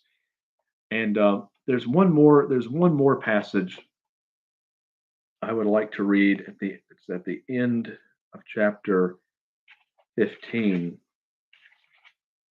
which goes something like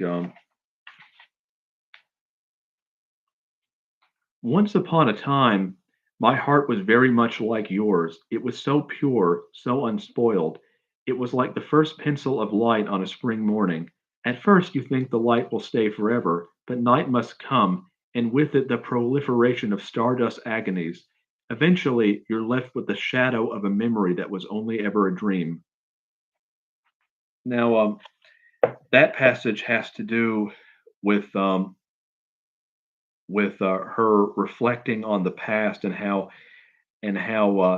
her rival Ursula Chapman reminds her of who she used to be and how she so wishes to get back to that, but she can never be that again because time separate. One of the major themes of this book is how we cannot cheat time because time moves on whether we like it or not, and we can either live in the present and accept that, or we can try to live in the past or live in the future and ultimately become destroyed.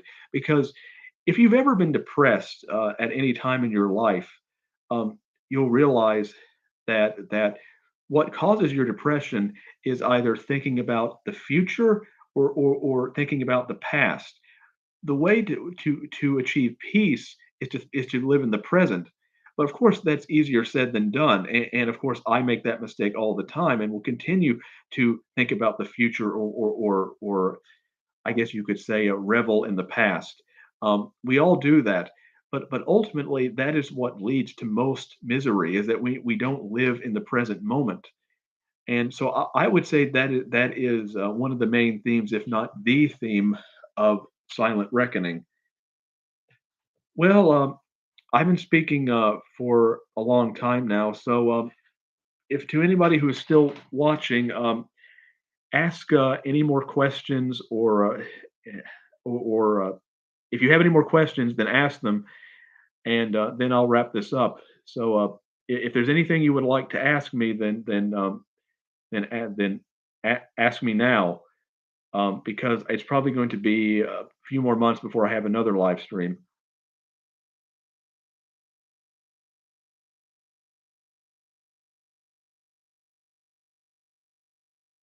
So again, if there's anything else you would like to ask me, then definitely ask me now.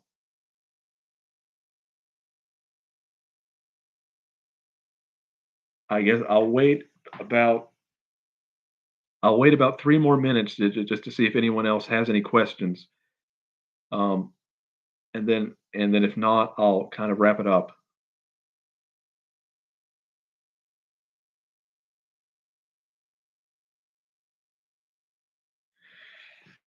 Um, what's your next writing project? Well, I talked about that a bit earlier. It's um, it's called um, the title is the ecstasy and the ignom. I can never pronounce this word. The ignominy and but that's the working title. But um, that book is basically it takes place in the 1800s and roughly maybe 1840s. Again, it's a much more rule book than Silent Reckoning. It takes probably I don't know exactly where it takes place. Silent Reckoning had a very definite location. This book probably takes place somewhere like in Alaska or maybe like Oregon or Washington, somewhere like a mountainous region that's near the ocean. And this book deals with the consequences of industrialization, which occurred in the 1800s, and about how these factory workers are basically going to rebel against employer, and they're going to. It's kind of like an industrial kind of a revolution version of the Tale of Two Cities, where a town basically goes mad and they try to basically execute their leaders, the leaders of the town, the capitalists, so to speak. And it's basically about how that if society does not have a moral foundation for anything, then then everything is just about a pursuit of power. Who can have the power, and and this book is definitely going to be about the consequences of of a purely materialist worldview. In that sense, that it's far more psychologically complex. Um, the main the main villain, or one of the main villains, is going to be a guy who was based somewhat off of George Bernard Shaw, who who was an Irish playwright who I think was a great writer. He lived quite a long time, from about 1856 to 1950, I believe. And Shaw, though, had some very egregious views in terms of social Darwinism, and he wanted to kill off the kind of the idle, the unfit, and all of those things, and so he's going to basically inspire these. I mean, not George Bernard Shaw. A character based on George Bernard Shaw is going to and kind of inspire these workers to take vengeance against the capitalists and their employers. But in doing so, they're eventually going to turn on him because they want to basically eradicate anyone who they even perceive is a threat to the working man. But also, there's going to be the main characters are going to be this this woman who is a wife of of this capitalist who owns this factory, and how she's very lonely because her husband is very cold, and then she's going to fall in love with an employee of who works in the factory, and they're going to have a love affair, and it's going to be a very it's going to be a forbidden it's going to be a forbidden kind of love.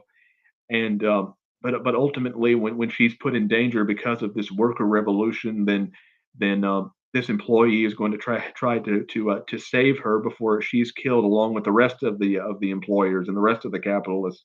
And so it's very much kind of like a tale of two cities, but kind of an industrial version of the tale. Instead of going after the government, they're going after the cap. And the purpose of the book is basically to show that it's basically to show that extreme individualism is leads to tyranny, but extreme collectivism also leads to tyranny at the same time. In that we're constantly at war when it in society, when it comes to having too much collectivism or having too much individualism, and it's a struggle to get the balance right. And so that's what the new book is going to be about. So so if that answers your question, do you have any more questions?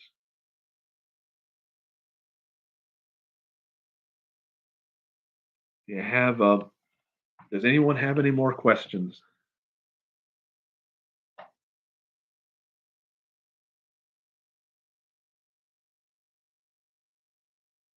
Oh, 1929.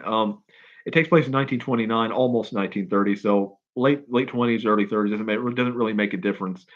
Um, yeah, I did do a lot of the research, though, I did about the 1920s a long time ago, before I wrote about silent right. One thing I did, though, is that I looked up. There are a lot of videos on YouTube of the 1920s and 1930s of what New York looks like during that period. And I definitely watched those videos and kind of gained a reference point for my descriptions in the book, because I definitely wanted to capture the feel of the time period, which is why there's an entire chapter in Silent Reckoning which is just about Walter Peterson walking down the street, and basically and I basically describe, the visuals and everything. And I also read a book a long time ago about old Hollywood in the 1920s, about the Fatty Arbuckle scandal, which is mentioned in this. And one resource which has actually been quite helpful is watching Mysteries and Scandals, which was a TV show that aired in the late '90s, early 2000s about old Hollywood stars. And I used to watch a lot of episodes about William Randolph Hearst and Thomas Ince and all of those scandals that took place in the '20s. Now, and of course, reading books like The Great Gatsby and what was the other book? And This Side of Paradise by F. Scott Fitzgerald. That's research in itself because when you read books written in the time period, you get a sense of that time period as well. And of course, I don't think that that a writer needs to that you need to exhaust yourself with research to the point where where you spend so much time researching, you don't spend enough time writing. You just need to do enough research that you can get a feel for the time period and the overall atmosphere for the time period. And of course, I there's one thing that I did research about medical laws in the 20s to make sure that this was accurate, which I cannot reveal here because it would give away the plot twist in the story. But but um I researched a lot of things of that nature, but again, you can research too little, but you can also research too much. And also, I watched certain movies from the late 20s, early 30s to kind of get because 1929, which is this, it was a very unique year in the sense that you had both. It was probably the only year in history where you had both sound movies and silent movies in theaters at the same time because that was the transition year. So I watched a lot of movies from that time period. I watched an early sound film called The Unholy Three, which was Lon Chaney Sr.'s only Lon Chaney Sr., who of course played the Phantom of the Opera in the 1920s, and of course his son, who was Lon Chaney Jr., played the Wolfman in the 1940s and all that. But I watched The Unholy Three, which was the only sound film ever made by Lon Chaney Sr., where you get to actually hear him speak and it's about like a circus and a carnival. And I became very infatuated though with that film in terms of if its aesthetics. And there was this actress named Lila Lee who co-starred beside Lon Chaney Sr., who I watched in the film.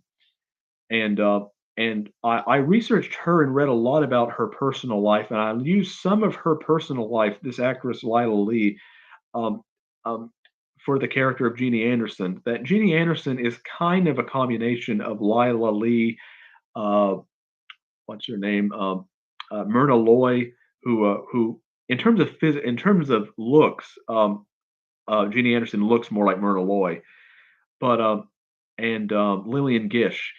In terms of popularity, the actress Jeannie Anderson is more akin to Lillian Gish.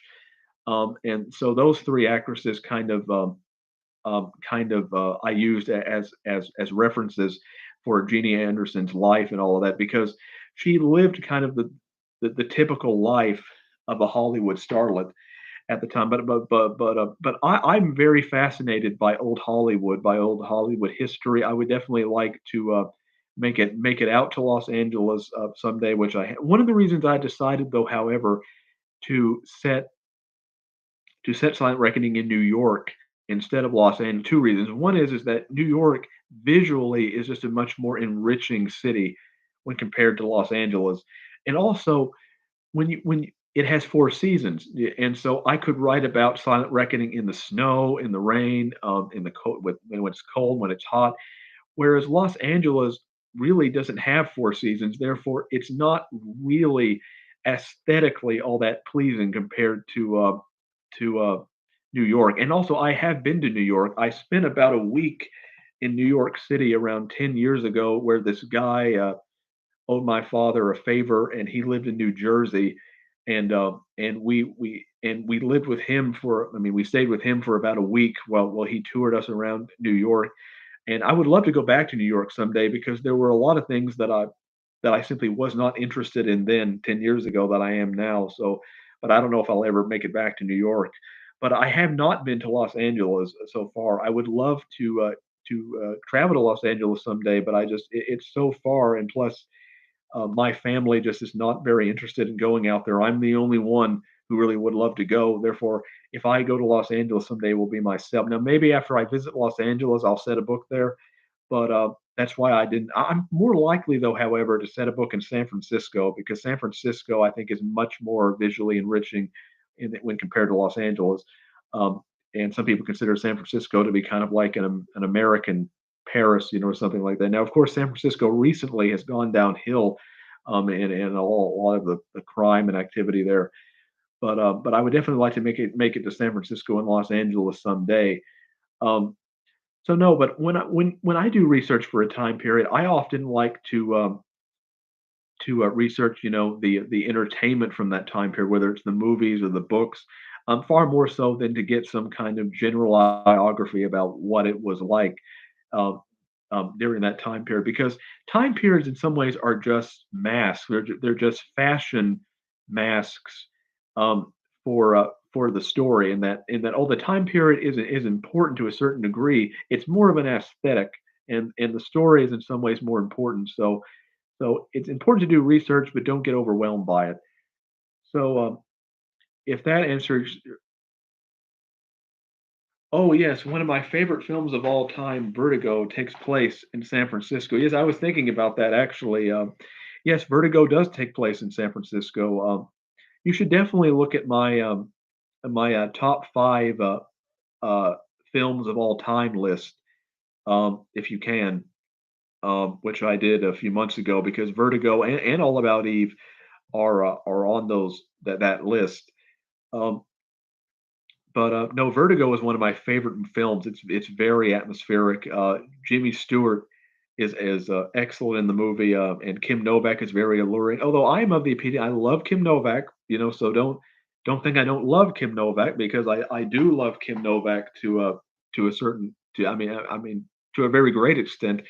I think Vera Miles might have been just as good in the part if she had been given the chance.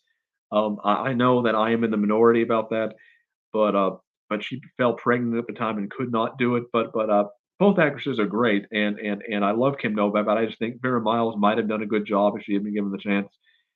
But Silent Reckoning also has a bit of Vertigo in it, although I would say that my book Symphony of Perdition probably has more in it of Vertigo in terms of a man, pining for a lost woman and trying to remake her in his image and all of that. I actually saw Vertigo and just in case you know, I'm from Kentucky. Uh, yeah, I love Vera Miles, but I'm glad Kim Novak played the role. Yeah, yeah. Again, I love Kim Novak too, but I'm just saying it's very easy to in hindsight to say this person was perfect for a role and no one ever could have played it better when maybe she could have maybe someone else could have played the role just as well if better. And so no, I just find Vera Miles to be slightly more mysterious and all of that. But again, both actresses are great. I'm not knocking Kim Novak at all. I think she's fantastic, and very lucky to have Kim Novak, still around. Um, Vera Miles, she's still alive too, but she leads a very reclusive life. She hasn't been. I don't think she's actually been seen publicly since the 1980s. I don't think anyone's seen her since then. She's still alive supposedly, but I tried to find a recent photograph of her a few weeks ago and couldn't. So she definitely at least keeps a very low profile. Kim Novak does too, but she at least has somewhat of a public presence. And it was very unfortunate a few years ago when she made an appearance at the Academy Awards, and she apparently took some medication which made her sound somewhat high, which I didn't think she sounded that bad. And then people made fun of her. That was awful because okay, the one time she comes out in public, people make fun of her. But no, Kim Novak is very radiant, very elegant, and and uh, and but as is Vera Miles. Vera Miles is also very elegant and very radiant as well. No, they're both lovely actresses. I like them both. Um, but it's a good what if scenario. Um, Vertigo is probably my favorite Alfred Hitchcock film because in Vertigo it in the I love the ending of Vertigo. The most Alfred Hitchcock films are very anticlimactic because he was always worried about pleasing the audience. Therefore, a lot of times, um, the endings of Hitchcock's movies seem to be very. I don't want to see the word cliche because I think that word's so overused, but that they don't. They're not very satisfying. A lot of them. Um, what that they don't usually have an emotional resonance. Whereas Vertigo, it leaves you on the edge of your seat. It really it gives you a punch to the gut. My father, who was a film teacher, used to show Vertigo in his class to students, and they would be completely shocked at the end of the film. But no, Vertigo is a very haunting movie. It stays with me, and I definitely use bits and pieces of the kind of Vertigo aesthetic in my books as well. And I would love to write a book about San Francisco someday. And so no, Bring Up Vertigo. That was great because I love talking about that film. It's it's one of my favorites. Um, so do you have any more questions? Um, and it's not that I have anywhere to be. It's not that I have anywhere to be. I can talk for a lot longer, although I've been talking now for over 2 hours. But do you have any more questions for me, or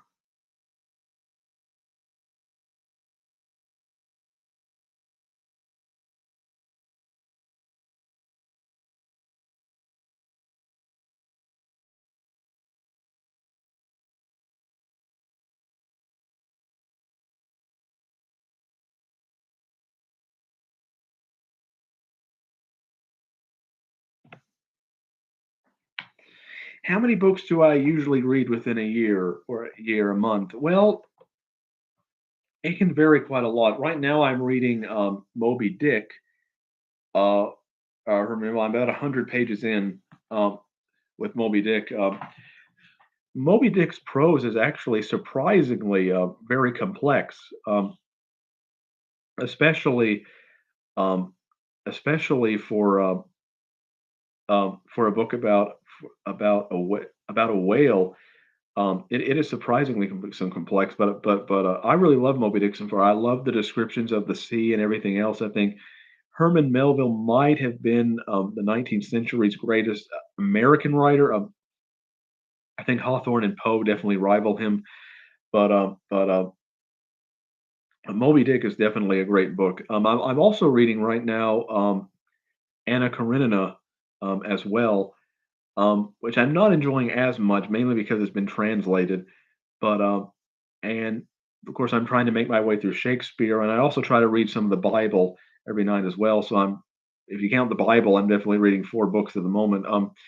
It really depends. I usually read around maybe a dozen books in a year. A dozen, sometimes a few more. I usually 1 to 2 books a month, something like that. But what I do to read is that I will sit down and read a book for around 30 minutes, and I will try to read that book for as long as I can for around 30 minutes, and then I will read another book for 30 minutes, and that will be an hour of reading, and then towards the end of the day, I will have another reading session that will last for about an hour. So, but I am far more focused on like quality of reading than quantity of reading. Like I don't like in 30 minutes I might read 10 pages, and the reason is that I'm studying the writer's technique. I'm not just taking in the story. I'm trying to just to study the writer's technique, how they're using words. So and sometimes if I come across a word in a book that I've never seen before, like or a word that I've never heard before, then I'll say like a few months ago I came across a word, just to give an example, diaphanous, which means like sleek or smooth or something like that. And I'm thinking, I got to use that in a story in the future. And so I'm constantly looking for words that I can use in this. Therefore, I'm a very slow reader for that reason. That's why I try to pick out classic books, the best books that I think are available in literature. Which is why, however, and I've actually read far more books this year than I have in previous years. I've already read over a half a dozen books this year. I mean, that's because I've had a very disciplined routine that I've been following, where I try to read for an hour here and then read for an hour there. I think I read a lot more efficiently if I schedule time for reading. Oh yes, exactly. And I think a lot of these people are lying, or they're quantifying it wrong. For example, because some people, when they say I've read 200 books in a year, well, they can mean a few things by that. They are either one, they count ebooks as reading, which I'm not saying that ebooks is that listening to ebooks is not valuable, but it's not quite the same experience as reading. So some people will count ebooks as being reading, or they are reading these very easy kind of young adult novels that you can blow through in no time, and which is not the same as reading, more difficult literature. And of course, one so if someone reads, let's say, 100, let's say, really trashy, like erotic novels, like I'm not saying erotic novels, they're not going to be nearly as well off as someone who. Yeah, I do too. I mean, like sometimes I will. It really depends. Like if I'm reading, like I don't listen to audiobooks very often at all. I will sometimes listen to an audiobook if that my sole goal or purpose is to get information, so I can utilize it. But if I'm reading for entertainment purposes, then I try to to read a physical book, and which is why I don't read ebooks very often either, mainly because I prefer physical books as well. But no, but anyway, if someone reads 100 trashy romance novels, I don't think they're getting nearly as much. They won't get nearly as much out of that as reading a dozen classical literature novels. So I think quality definitely matters more. However, I do think that. Wait, my mind went blank for a moment. Um, that hmm, my mind went blank. Anyway, but the quality of reading is definitely more important than how much you read, and a lot of people forget that as well. But but but I okay. Anyway, I do think that one hazard though is that because I don't read a lot of modern literature, I think it is a hazard when it comes to actually trying to find the right market for my books because I don't read a lot of what's out there now. It's not that I'm not well read in terms of the classics, but in terms of like classical literature, I don't read a whole lot of. I mean, in terms of modern literature, I don't read a whole lot.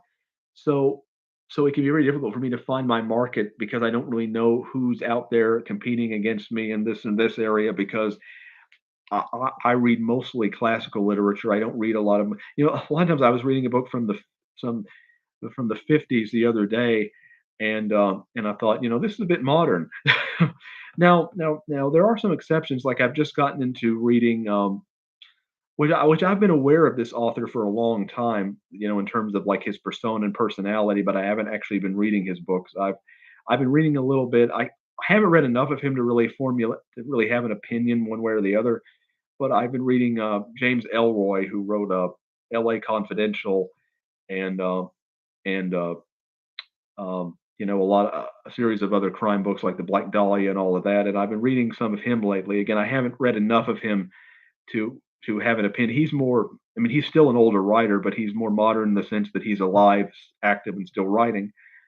Now I do think that someone like Stephen King, who is a skilled writer, I'm not saying that he's not a skilled writer, but if he's not an example of an overrated writer, I don't know what is. And I don't like to criticize other writers. I've actually made it, kind of because I don't want to harm another writer's career because I do think there's enough room for everyone, you know, to for everyone in the writing community. But however, that doesn't mean that there aren't some writers who are overrated or who also don't hog too much of the glory where they get all the attention and then nobody else gets anything. Have you read any Agatha Christie? No, actually. I mean I've seen I've seen, some of, the movies, like, I've seen both versions of Murder on the Orient Express, both the modern Kenneth Branagh version and the one from the '70s, and I just saw the, Death on the Nile movie, recently, so I have seen some of the movies, but I haven't, read Agatha. I've been meaning to. Again, there's so much to read that, there are always gonna be some classical authors that you miss, but, I like the concepts and the plots of Agatha Christie. I do think, though, that well, like, for example, that since I the trouble is about reading a mystery book is that if I already know the ending, like in the case of Murder on the Orient Express, um, then that motivates me to not read the book because I like, well, I already know how this is going to turn out, and and therefore I especially since Agatha Christie was far more about plot than style, at least from what I've heard, then then I'm not motivated to read the book as much. But I will get around to reading some Agatha Christie eventually. I haven't so far, um, but I have read some, of course, some James M. Cain, some like Double Indemnity and Mildred Pierce and Postman Always Rings Twice. Still have not gotten. I'm meaning to read Chandler, like The Big Sleep, but again, that's one of those things where I already know the ending. But Chandler is another one that I keep putting off. But I would definitely say that now I did read of late. If you're talking about 20th century writers, not 19th century writers, of The Sound and the Fury by William Faulkner, which I had mixed feelings about The Sound and the Fury, mainly because I like William Faulkner as his writing style as a poet. I did think that the stream of consciousness writing was a bit too choppy. But I've already talked about that earlier about how I feel about stream of consciousness writing. The stream of consciousness works in small doses. It does not work for me on a on a larger, grander scale. It simply does not. But but but no, but I ha- but in terms of like writers that I really love, I love uh, Edgar Allan Poe. He's probably um, again, I don't know if he's my favorite writer now, but he's definitely the writer that I'll always love probably Edgar Allan Poe, his work more than any other writer, even though I don't consider him necessarily to be the best of the best, mainly because he inspired me to write. I love Gothic literature and all of that. I would definitely love to go visit Edgar Allan Poe, the Poe Museum, either in Baltimore or in Virginia someday. I've done a lot of research about Poe simply because he has a very interesting personal life. But I read a lot of Poe. I read a lot of Dickens. I've read a lot of Dickens. I read a lot of Shakespeare. I've read a lot of F. Scott Fitzgerald. Again, William Faulkner. The Tale, The Turning of the Screw by Henry James. I read last year as well. I've read again. I love Mary Shelley's Frankenstein as well. Um, I have to admit, I have not gotten all the way through Dracula. Like I've only made it about halfway through Dracula, Bram Stoker's Dracula.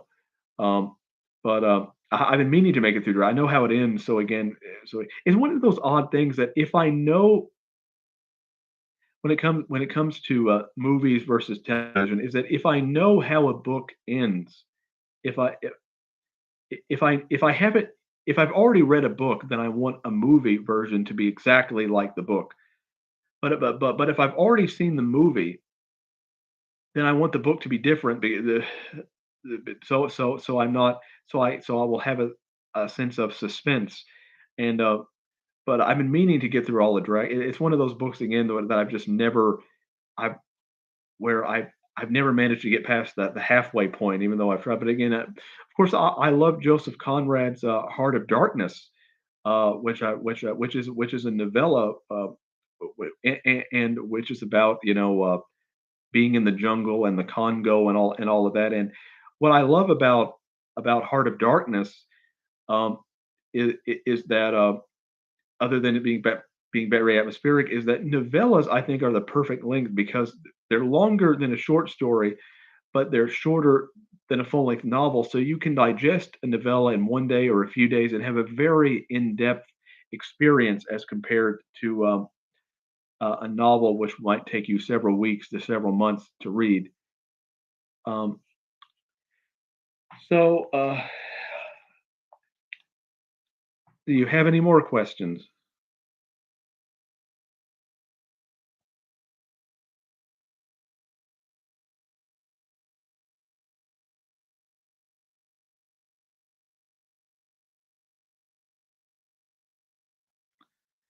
You don't have any more questions? I'll wrap this up.